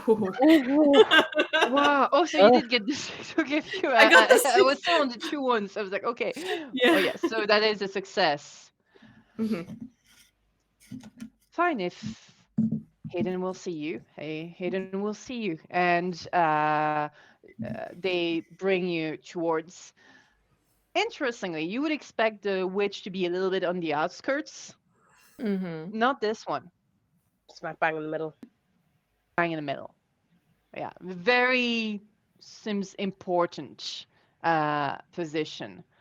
I think Yemurai, as you're walking kind of through, you notice something on around the village.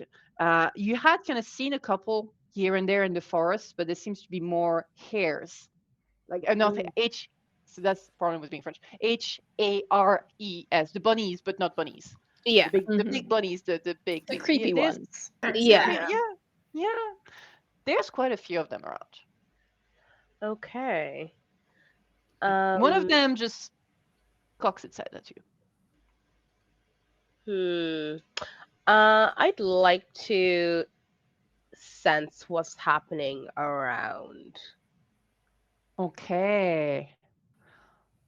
Make a sense roll.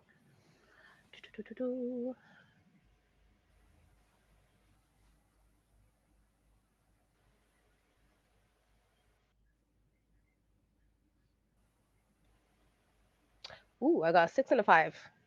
Nice. Okay. Nothing. Nothing? Nothing? Okay. It's actually with a 6.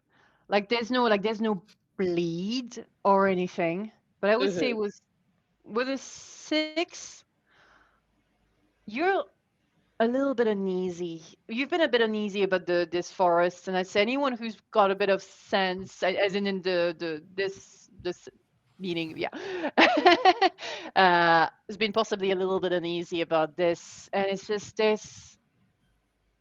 It's like a phrase that comes to your mind, and you're not sure where it comes from. There's something in the ground. Okay.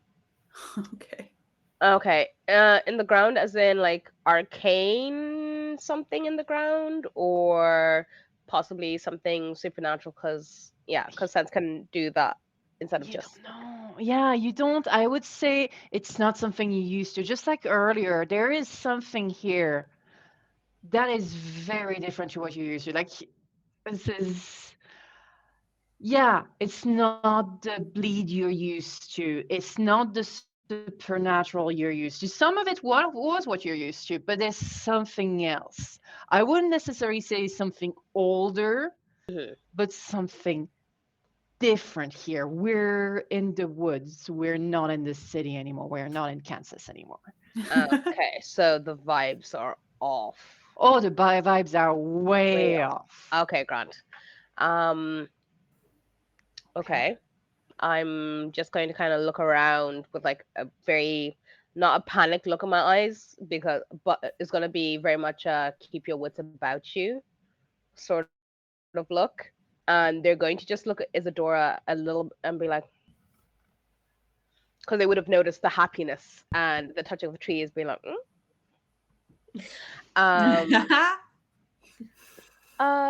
Chris, when we followed the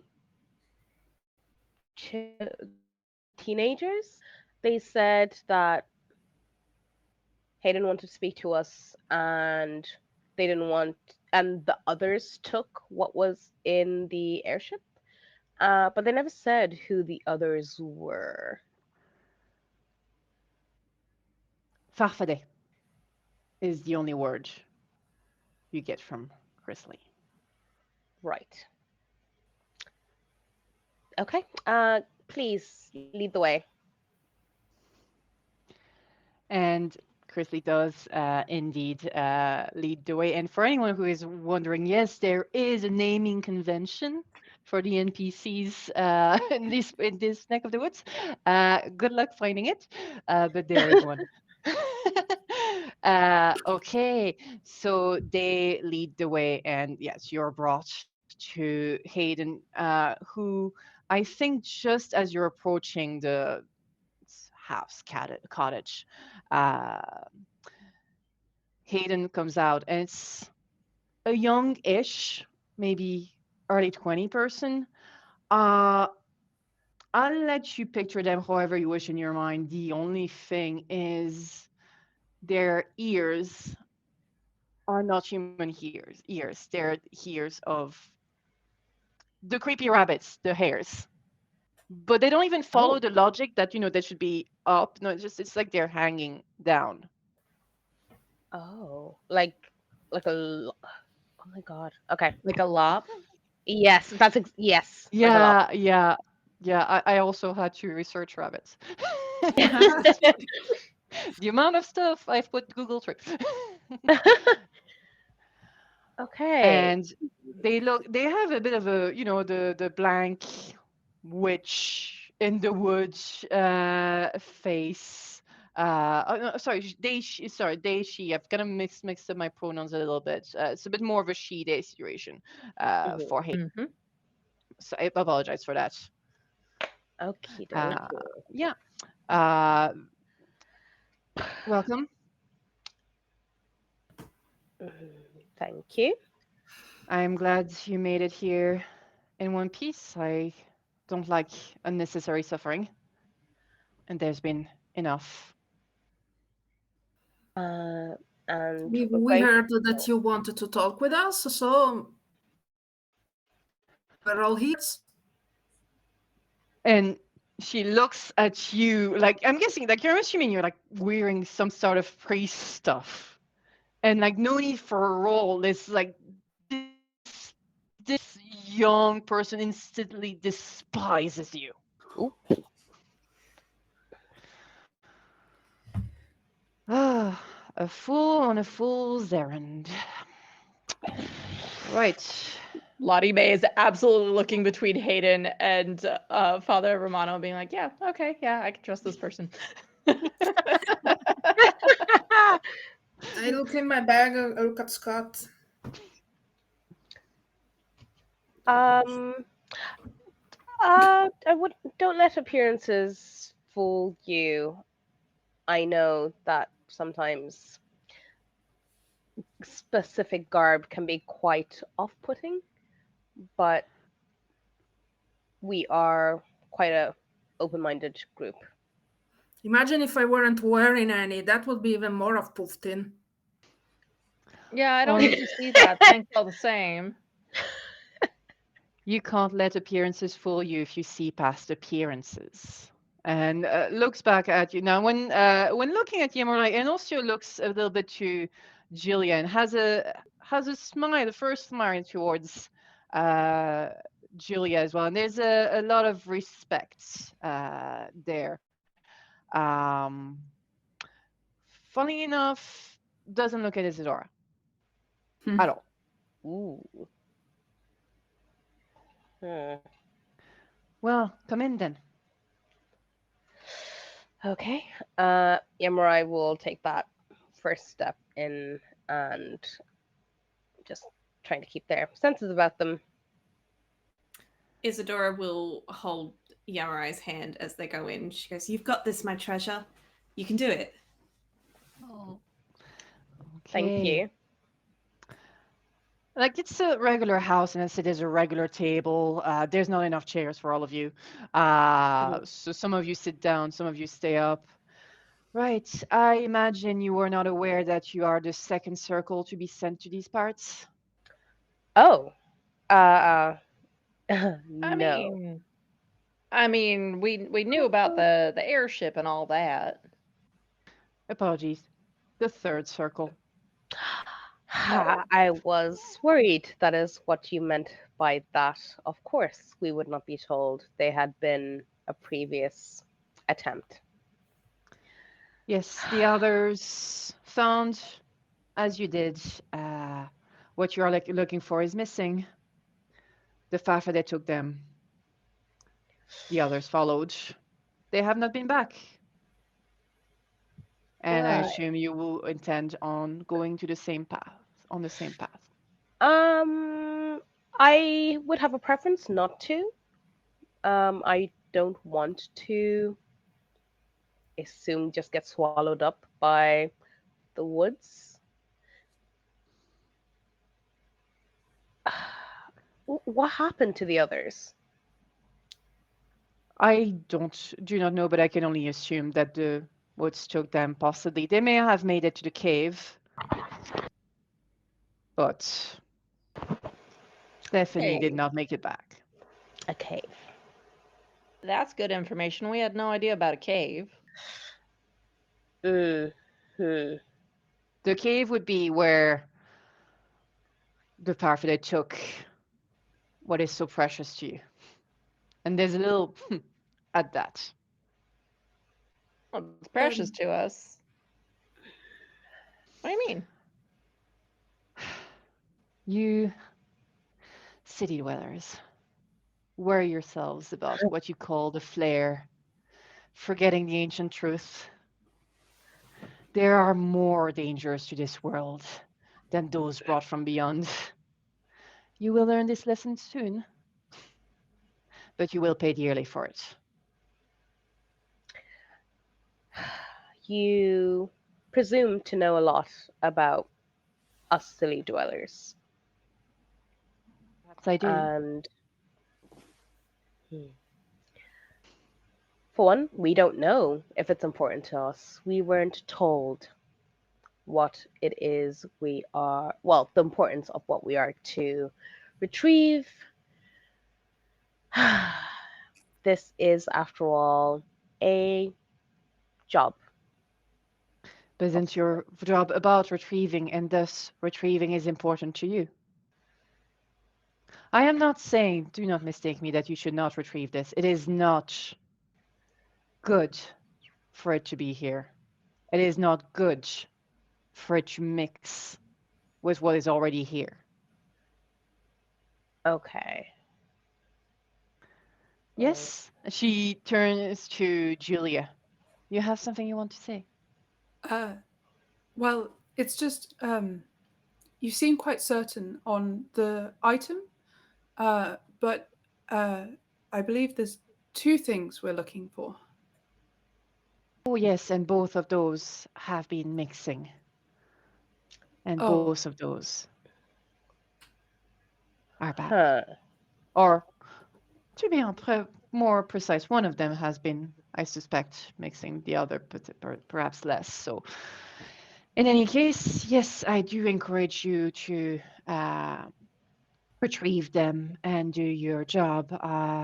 It is simply that my confidence is quite low, but I do hope for all our sake that you can manage, which is why I will tell you where the cave is. And I will tell you to tread very, very carefully. And are you going to tell us what a Fafaday is? You wouldn't even know even if I told you. You will Try meet and them. describe it for us. I'm a very visual person. I can imagine things in my head. Okay, so I was actually going to do this later, but why don't you all tell me? One detail each, please. Ooh. So, for context, farfadet is a French word. It is kind of like fairy kind of thing, but it doesn't have. I might show you something in the chat at some point after this, but I don't want to influence you. So, what do you think you're going to face? And as I always put to my players, a reminder: if you want to do something like cuddly and so nice, remember how it went in Ghostbusters 1980. Ghostbusters, just. It will not go well for you anyways, so no need to make it nice and quick, huge. Think it's going to be covered in mouths. Ooh. I love it. I need to wait. I'm taking notes. With multiple teeth, like razor sharp, but also multiple in the other direction, like a whatchamacallit? Like a shark or something. Like a shark, yeah, like a shark. Like rows upon rows. Yes. Ugh. I was All picturing over. like super long limbs. Oh my god, yeah, something yeah. lanky and gangly. Thank you. I love super long limbs. It's kind of like my favorite kind of creatures. I was imagining almost like a faceless face. No face, but lots of mouths, but none on the face. Is that it? Yeah. Something very disturbing. I love it. Very pale man. Pan's Labyrinth-esque. Yeah. Maybe Oh my God, Slenderman like. Yeah. I was imagining a mushroom. Sorry? Ooh, yes. A mushroom. Since this is a fairy and fairies do stuff in fairy rings made of mushrooms, it could be a mushroom. What if the head was Does it have mushrooms growing on it, or? Either it's a big yellow mushroom. You know those yellow mushrooms that you can put in risotto? With the thread. Oh my god, like its head You could know have what we can? mushrooms. The thing is, yeah, we can have several kinds. So let's say there's a kind that's a big mushroom kind. The Why fact not that both? they can be several kinds has me very alarmed. Yeah. I mean, the other circle did not come back. Did you think this was going to be a walk in the park? No. Well, no. Okay. And Blue, I don't think we got anything from you. Do you have any idea? I think if we're going to have a secondary one, which is the more like mycelium mushroom related one, then I think that one has barbs. So, like they have gills on mushrooms. Between the gills, there's barbs that can come out. Oh, yeah. And like maybe several like legs kind of they can just throw at you. Absolutely. Oh my god. It's okay. And You're not there yet. Just It give like it. it puffs out like spores. Oh, I love spores. Thank you. That is brilliant. I'm going to be able to do so many things with this. I should have said that. I shouldn't have said that. I love mushrooms to bits. I should not have said that. No, mate, that happens every time I do this. Every time I've done this, you always go overboard and then they attack you with it and you remember, oh no, we did this to ourselves, which is great. I don't get any of the blame. Okay.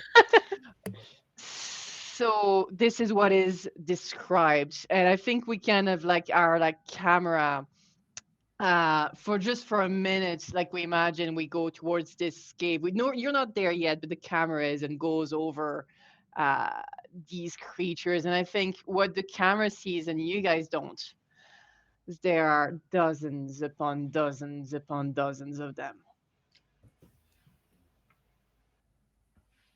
So this is a reminder that you can donate to help the circle. Please, Or we not. need fire. We need lots of fire. And Or, also, donations make are things good. for us. That's fine. Donations are good. We're doing this for charity, so yeah, you can try and help the circle. Okay. With that information, you go. I think after a while, is there anything else you want to ask of Hayden? What is. Do you know of any ways in which we can defeat the Fafade or at least nullify them until we can retrieve the items that are mixing what is already here? You have guns, you have your weapons. Those should work on them if you're fast enough. Okay. Um, Lottie Mae pulls a little paper sachet out of her pocket and goes, I have Scarlet too if we need it. I would not recommend that. Oh. Dora. It's like it's probably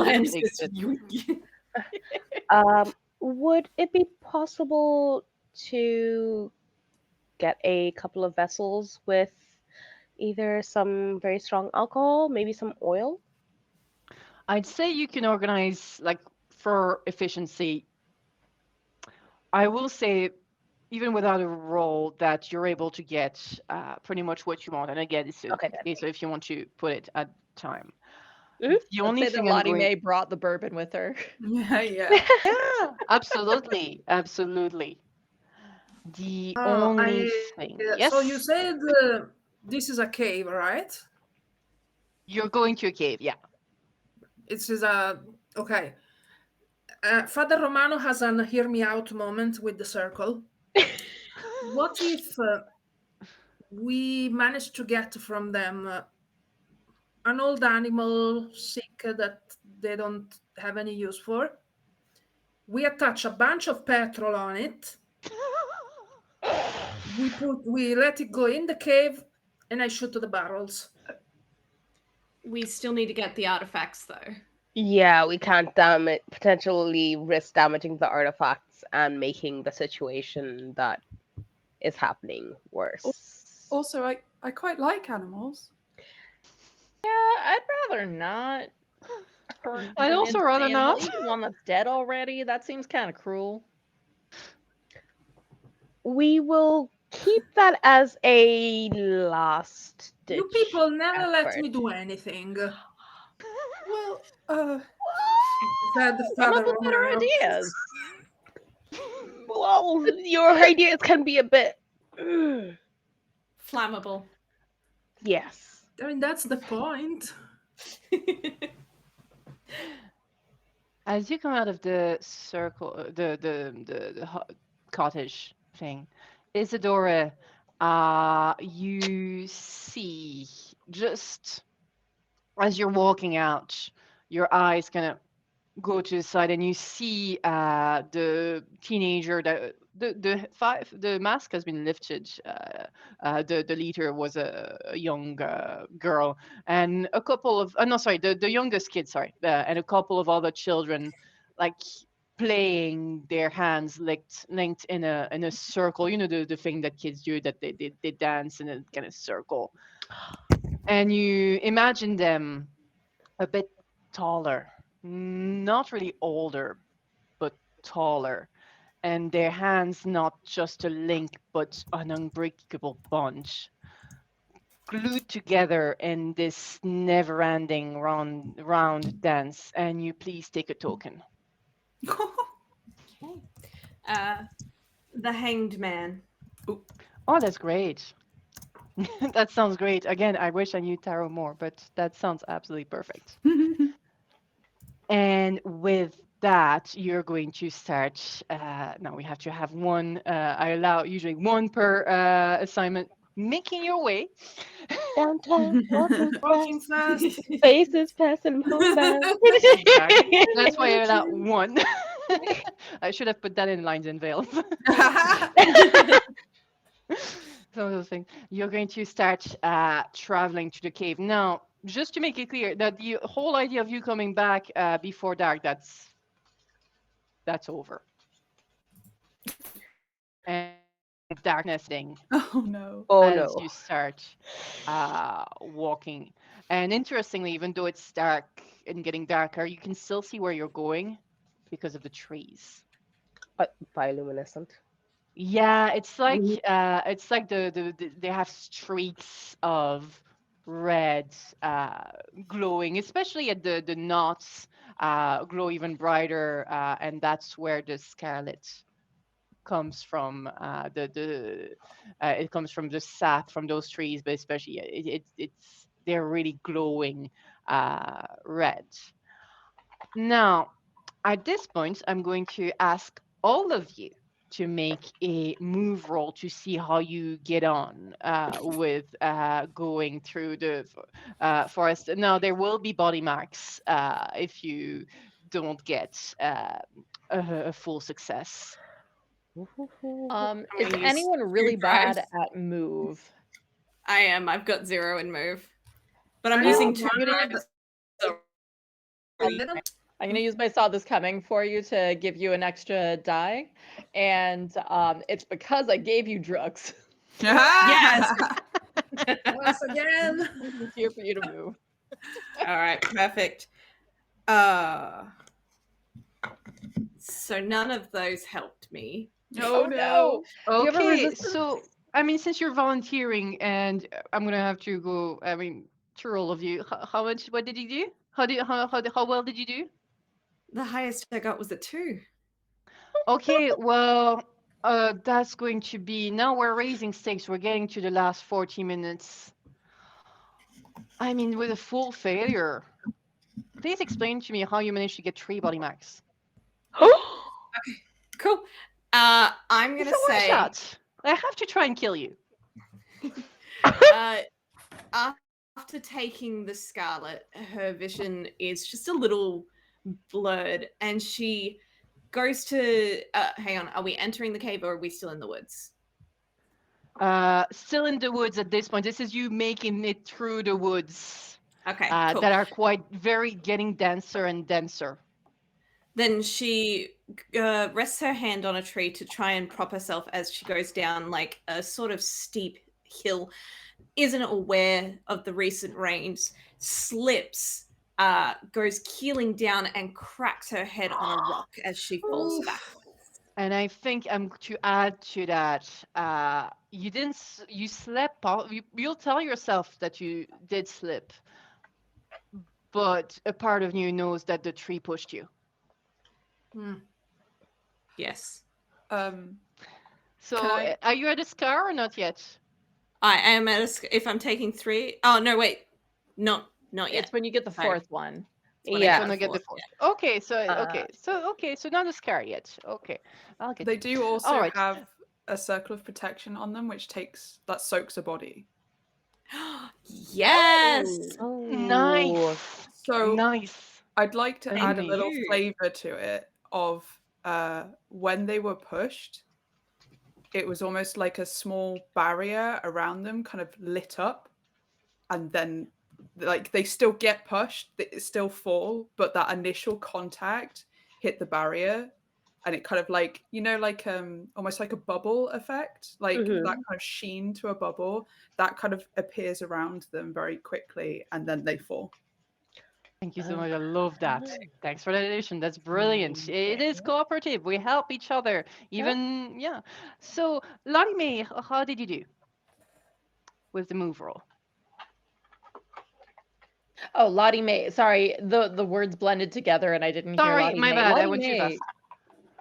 Ça va. I got a 5 as my highest roll, and I did spend a drive, just FYI. Okay. With a 5, I'll only give you 2 body marks. Cool.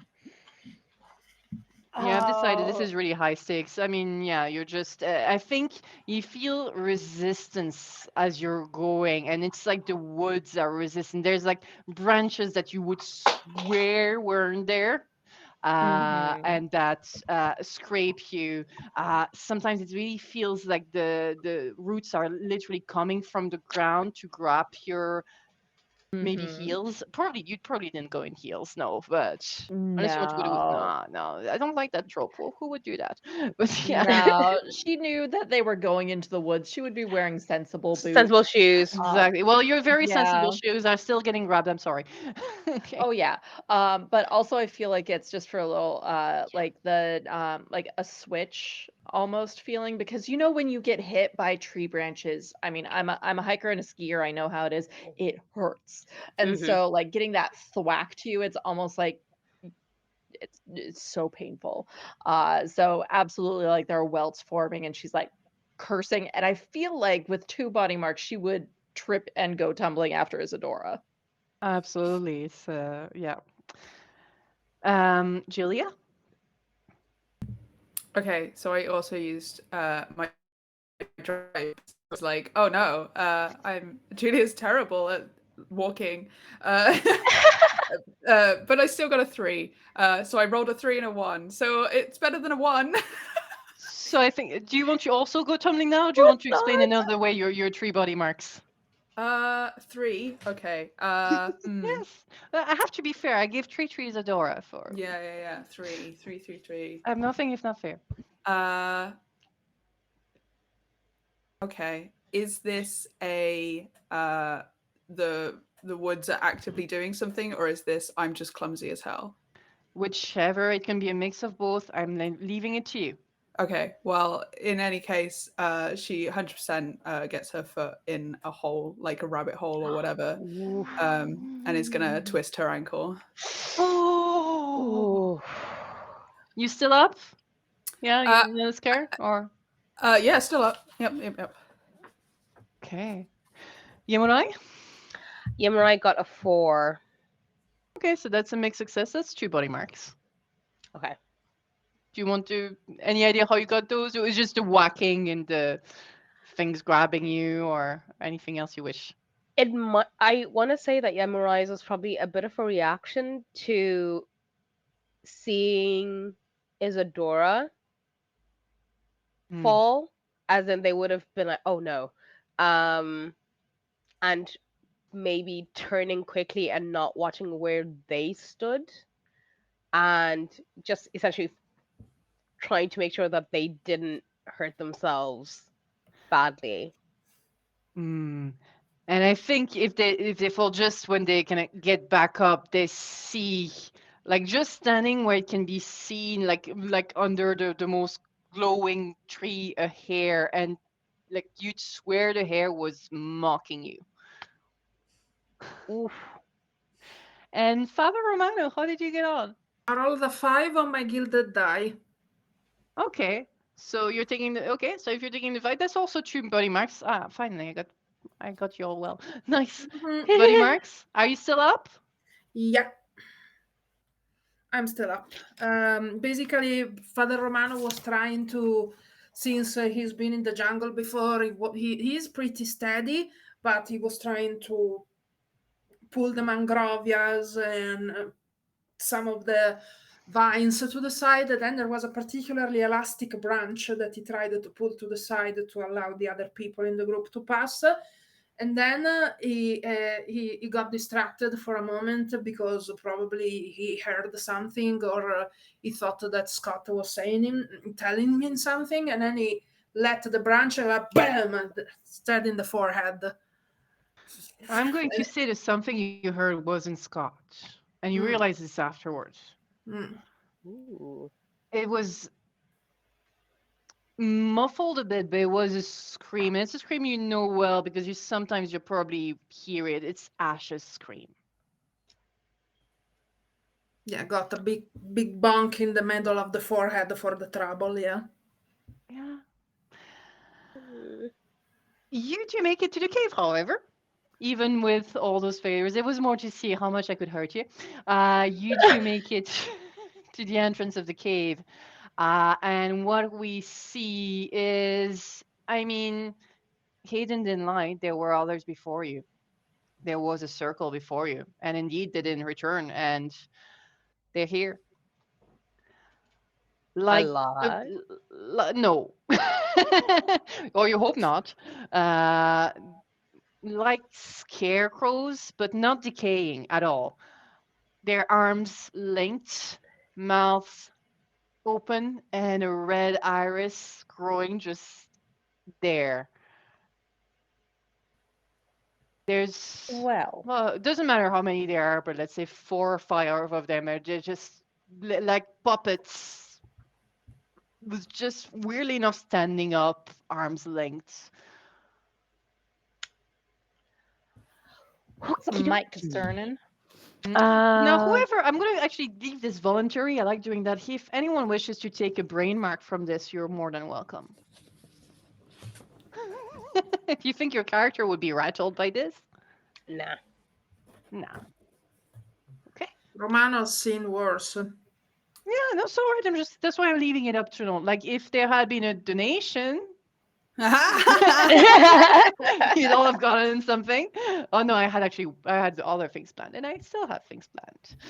Okay, because we only have half an hour left. You do Okay. get past them, and you do get to the cave. And so we see the circle. I'm guessing Father Romano is at first. Yeah. And who's going to Shots stand are next ready, to Father? by the way. Yeah. Sorry, you were saying? I was saying I have the shotgun in hand in case I go first. Yeah, I like that. Yeah, painting a picture thing. Yeah, the shotgun first. Who's standing next? Isadora? Okay. And then you're Yamurai. going to danger. You're just right in going there.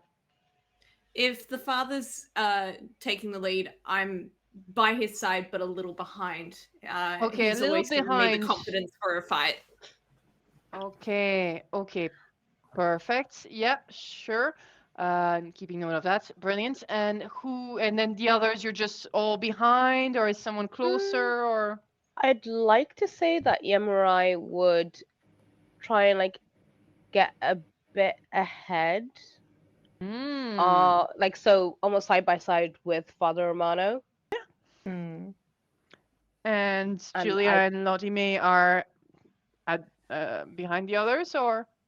Yeah, so I have in my criminal specialty, I have something called Tricks of the Trade. You've learned to navigate tricky or dangerous situations to keep yourself out of harm's way. On Okay, any yes, that hide or applies. sway roll you make, you can spend a nerve. Could I be sneaking behind everyone, trying to be careful? Yeah, And roll a absolutely. hide.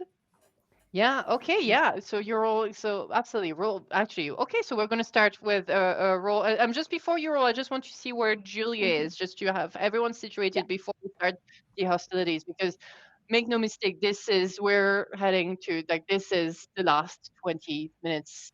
For sure. Whatever happens now is going to be the showdown. So where is Julia?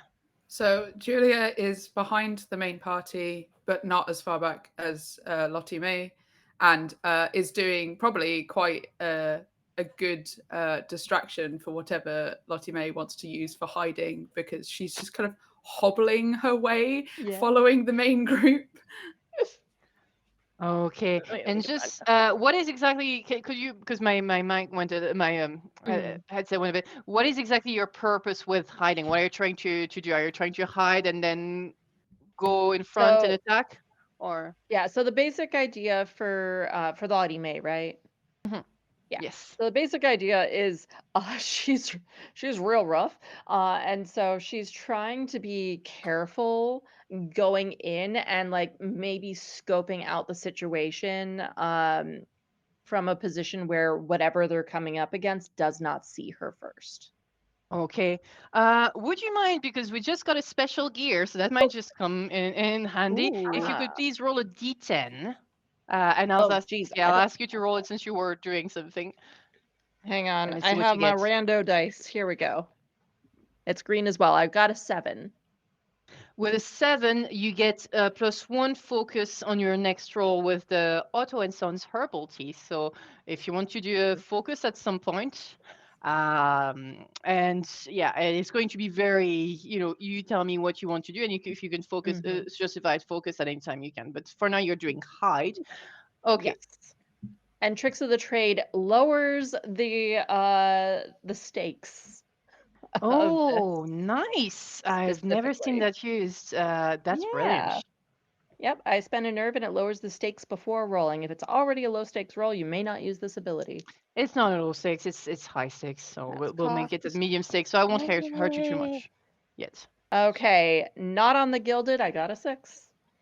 Nice. Okay, so describe to us what happens, what we see. So we're going into a cave. So I feel like she would be scoping out the area because she's always looking for those nooks and crannies to hide in and like running up on rooftops and things like that. So there would be like this section that very clearly is easy to scramble up.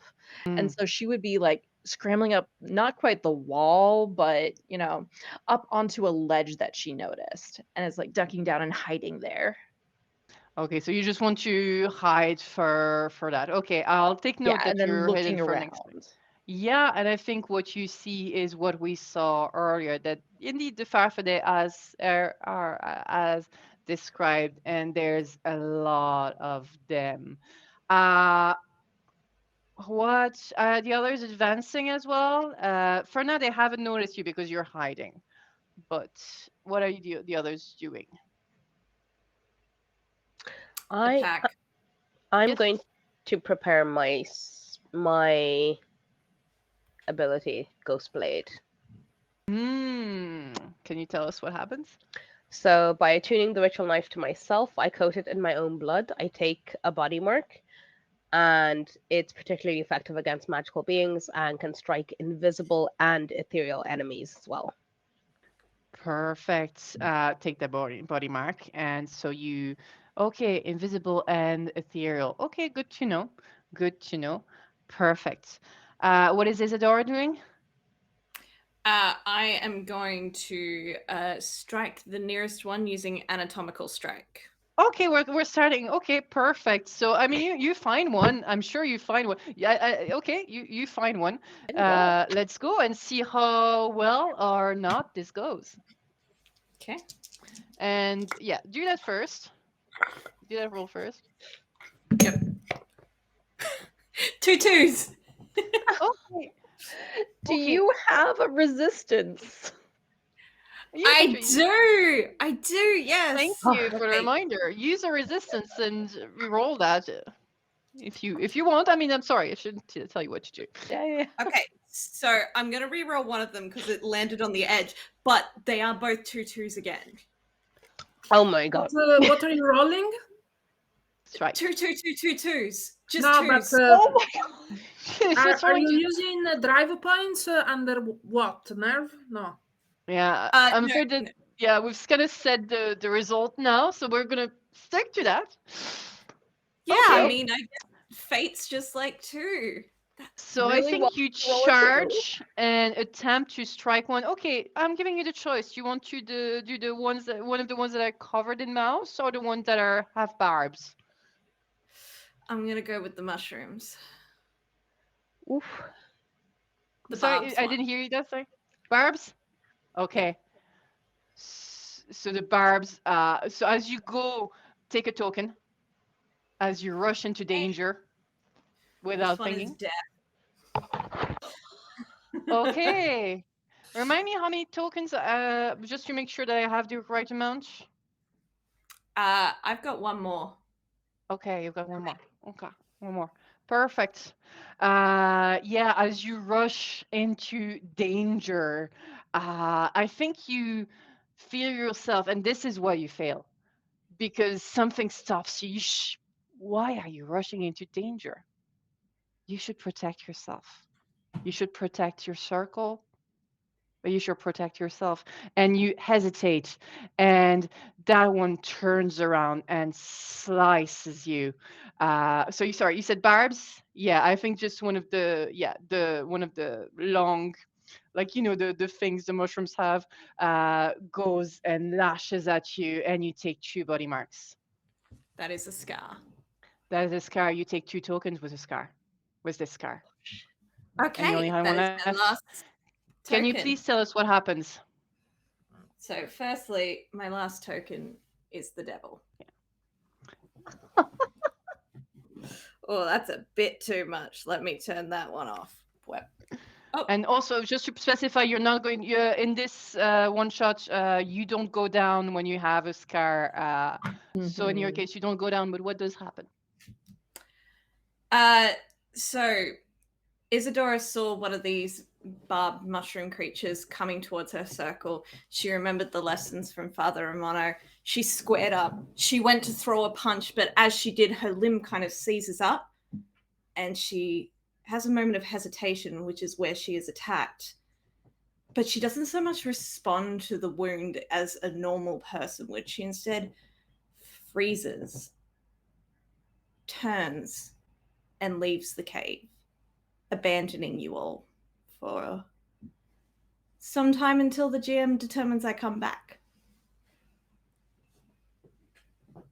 How do the others react to this? Julia.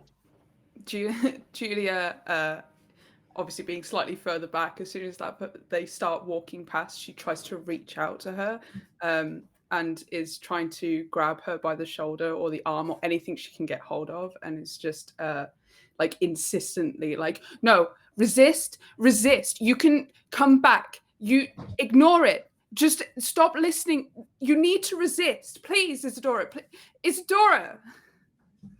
As you're grabbing on, she slips out of her doctor's coat, leaving it behind. It. Oh no, just holding the jacket like, Isadora, just holding no. the jacket. And she's gone into the night. She's gone.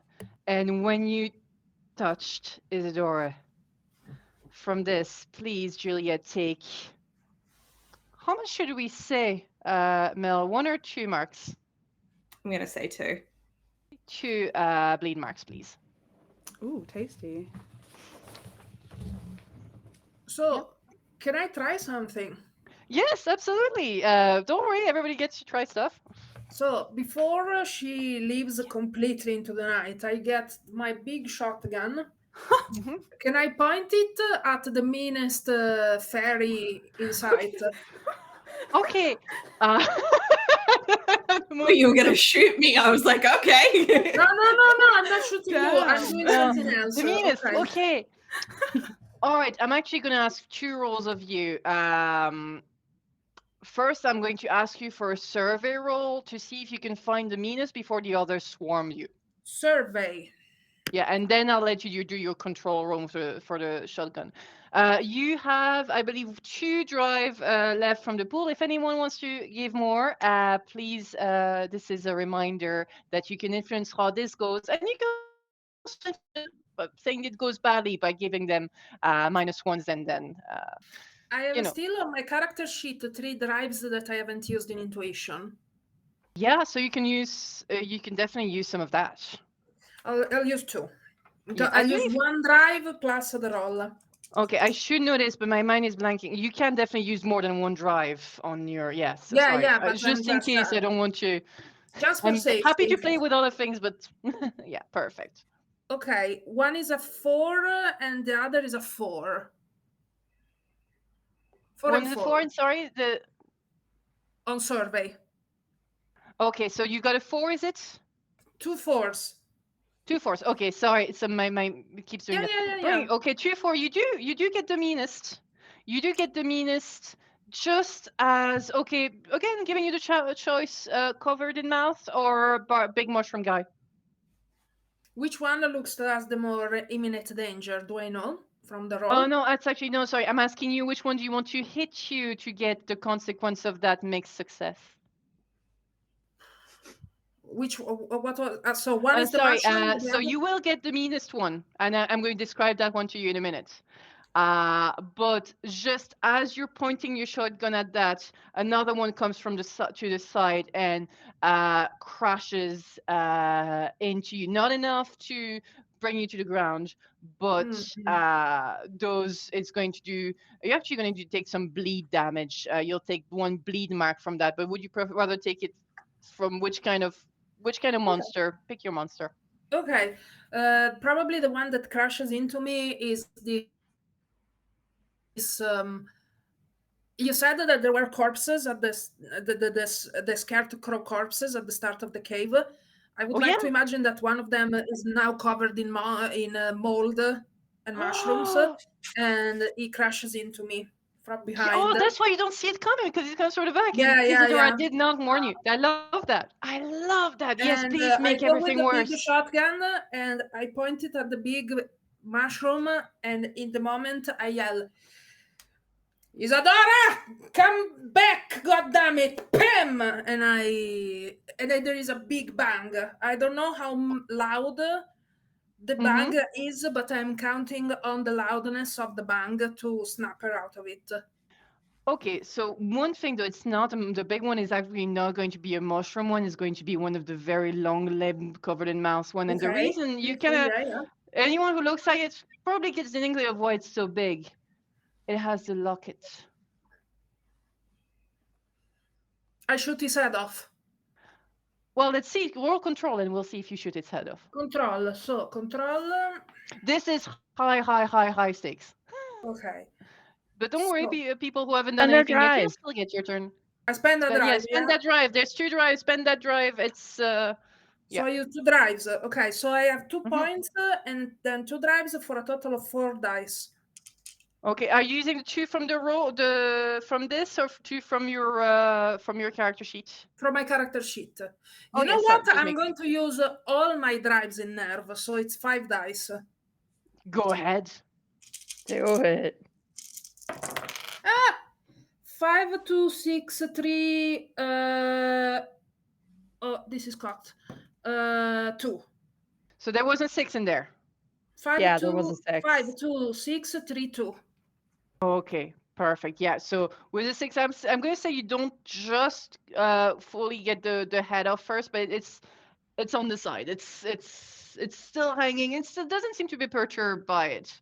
At this point, I would say it opens its mouth and you hear.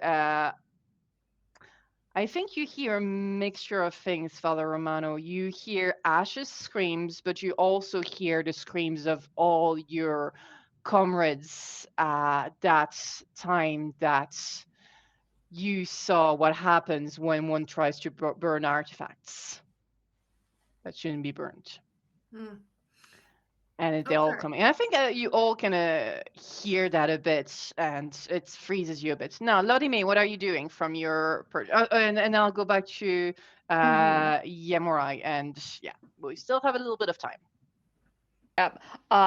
Lottie May is just like, oh crap, and immediately pulls out a revolver because I can have a hand weapon, and is going to try to shoot the thing that was already shot. Okay, so try and shoot it. Control, please. Yep, I'm going to spend one of our group drives as well. Yes. There's 1 left for now. All failures. I'm spending my resistance. Okay, so you have not only have you not I'd say you possibly hit another one. No, I'm gonna spend my resistance. Oh, sorry. I'm so gonna sorry. reroll. It okay. only came to my brain a minute after. It's kidding. I got a 6. You got a 6. Okay, Nice. let's rewind. This is the worst case scenario that you saw in your head, but thankfully did not happen. You do get a hit in that one. I'm going to say, however, you have given off your position. Absolutely. And there's 100%. like 3 or 4 that are swarming towards you. Yemurai, what are you doing?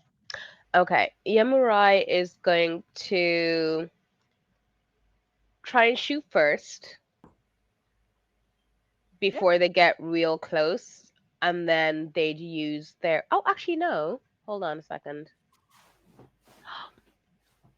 Yeah, I'll try and shoot first, and then I'll probably use my blade to some degree.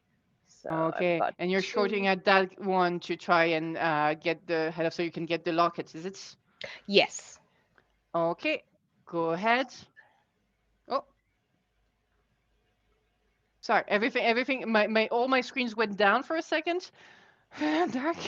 So that was my turn to take a brain mark. All my screens went dark, but you guys are back. I don't know why the other screen is not back, but you guys are back. Sorry. So how did that go? That shooting? I got a 5 and a 2. Yeah, okay. We're getting there's more and more of them that are coming. I would say with a 5, it is a mixed success. I'm going to say because you still have a second thing to retrieve. I'm going to say you do manage to get the big one and it falls down, but you hear once again Ash, your companion, the sixth member of their circle, this one you drove to their not death but possibly worse. You hear all that those last screams, the last things you ever heard them say, coming from all the mouths on that creature, and you're going to take that was. I'm going to give you 2 brain marks because we have 10 minutes left. 2 brain marks. Ooh. Okay. And also, your beloved just walked out. Yeah.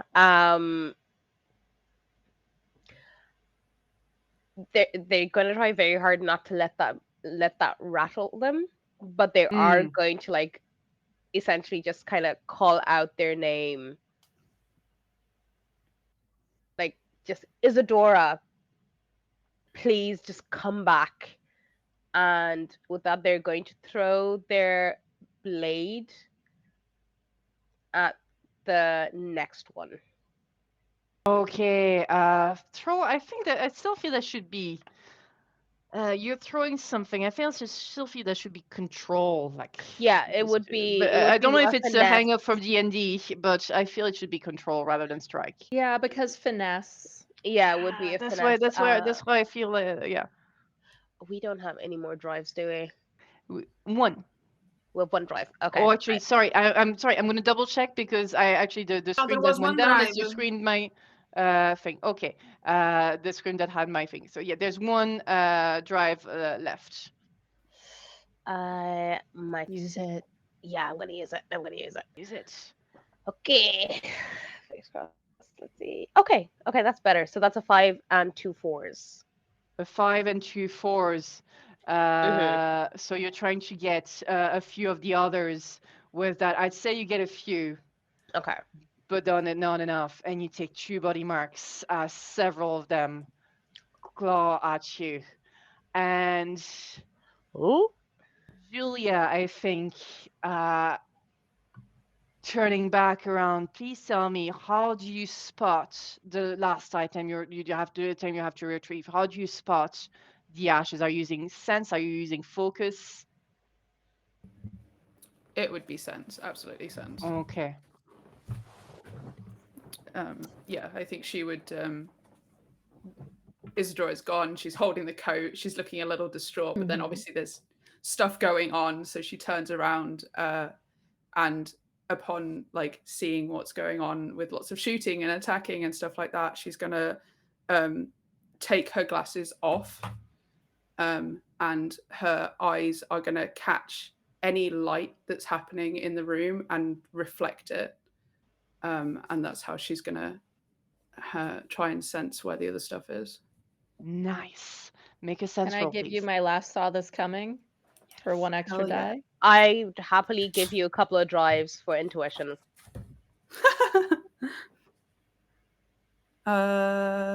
Sense 1, 2. What does saw this coming do? It's 1 extra die. Yeah. 1. And you get 2 drives from me. 2. Okay, cool.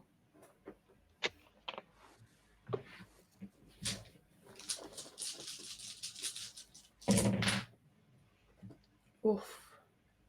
That is a 5 on the gilded die. With a 5, you do get it, and you do beeline to it. But beeline it to it and finding it and retrieving it. And as you're clutching it, before you get to it and before we get to clutching it, you do get things scraping at you. And I'm going to give you 1 body and 1 bleed. And Mel, could you please describe what comes back and how it saves the circle?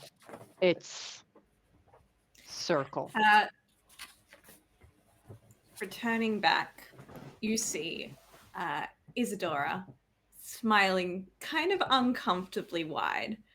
The mark on her hand now gone.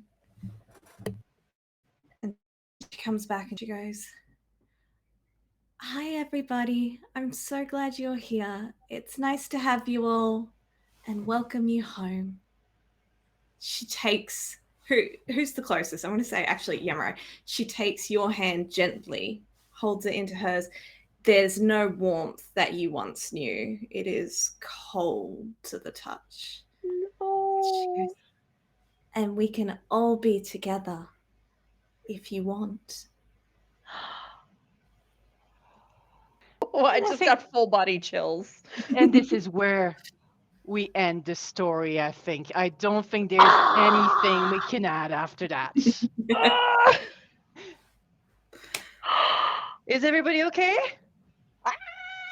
No, oh I'm my having a god! think. I'm having several things. Wow. Yeah, Stefano Romano is probably not okay with this, but you know. Oh no! We can only imagine what happens next.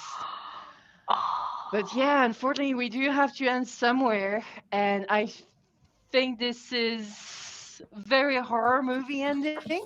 Yeah, definitely. And I love it. No, my wife. I really want to, yeah. No. How'd you get back from that? I really want to thank everyone. That's for sure. The audience. I'm sorry I couldn't interact with the chat because I had too much going on, so I apologize. I'm new at this. This was the first time that I ever GM'd on a stream. So You did such a good job. Hey, amazing job. Thank you. So thank you, everyone. Thank you to everyone who donated. Thank you for everyone to spread the word, and thank you before anything to my wonderful players who were working really hard on different time zones and answering so many of my GMs about, oh, by the way, and this, and not everything unfortunately made it. But there was a lot of prep and everyone did brilliant job both on the stream and in leading up to it. So really, I'm very grateful to get to have gone to play with all of you. And I'm going to let you all introduce yourselves one last time. And also, if you have anything you want to plug, any current or future projects, I know some of you might have to a couple of things. Let's start with Anya again, just in order where you are for me.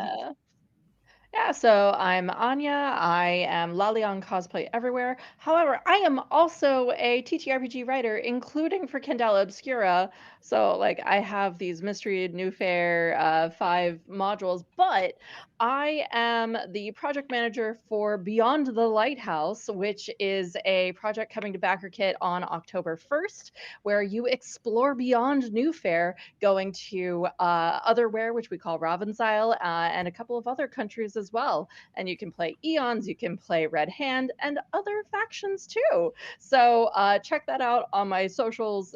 I'm posting about it everywhere. Mel? I'm Hexilia. I'm pretty sure I killed everybody in the circle, and I'm sorry for that. It was not the happy ending we wanted. But you can find me on Instagram with Hexilia_. If you're in Australia, come see me at PAX in October. I will be running Candela Obscura. And if you are awake at the time, watch Let's Roll for Dragons, where I'll also be running Candela Obscura in October. Amazing. Blue? Hi, I'm Blue. You can find me online at Sanguis Blue, where you can find various things that I'm doing, like cosplay and streams and stuff like that, and all the various over-the-top costumes that I like to do for them. And just as a note, when I rolled a million-ty die for that sense roll, so many of them were ones. Only the Gilded was actually vaguely in any kind of success. And I'm pretty sure that... Julia was probably dead before your entity got to her. Okay. That's great. I mean, if it makes you feel better. And Tendai? Hi, I'm Tendai. I'm on social media as GeekShikT, and I'm actually running a game tomorrow. And I'm really excited. It's Heartbeats in Perfect Sync by Nathan Blades. So please come I'm really looking forward to it. It's the first time I've actually run this game, so we'll see how that goes. And I just want to say thank you to everybody on the stream. I had such a wonderful, wonderful time, and my wife, oh, heartbroken, like absolutely heartbroken. And Rita? Hi, I'm Rita. You can find me on Instagram as La Narratrice DM. I GM locally for a tattoo shop run by my beautiful, wonderful boss, Brit. The tattoo shop is called Kelpie Tattoo Collective, and you can find it on Instagram. Full of beautiful and talented tattoo artists if you want to check us out. And if you ever want to play D&D in person with us, we play D&D, we played VTM, we played Call of Cthulhu, and currently December I will start a Daggerheart. So if you want to come play with us, go on the Kelpie Tattoo Collective socials and book yourself a table. And I need a follow-up to this session. Oh my God, I need to know what's happening. Even if we don't do it on stream, I don't care. I need to know what's happening. We can talk. And I am Amélie, game _master _Amélie, AMELIE on Instagram. And I was the GM, and I will be GMing not this specific assignment, but another assignment at GailCon in Dublin. I just learned a little while ago. I'll see you there. And I should be there as well. Oh, amazing. Oh, so good. We'll chat after that because we are just on time, because the next game is Operation Bloodstorm, Eat the Reich game with DM Wayne Talbot that is starting in 15 minutes. So please stay on for this. And this was and still is for Project Hope. Please help us reach 12K. That would be brilliant. Thank you so much. Bye. Have a good night or morning or Bye. Ciao.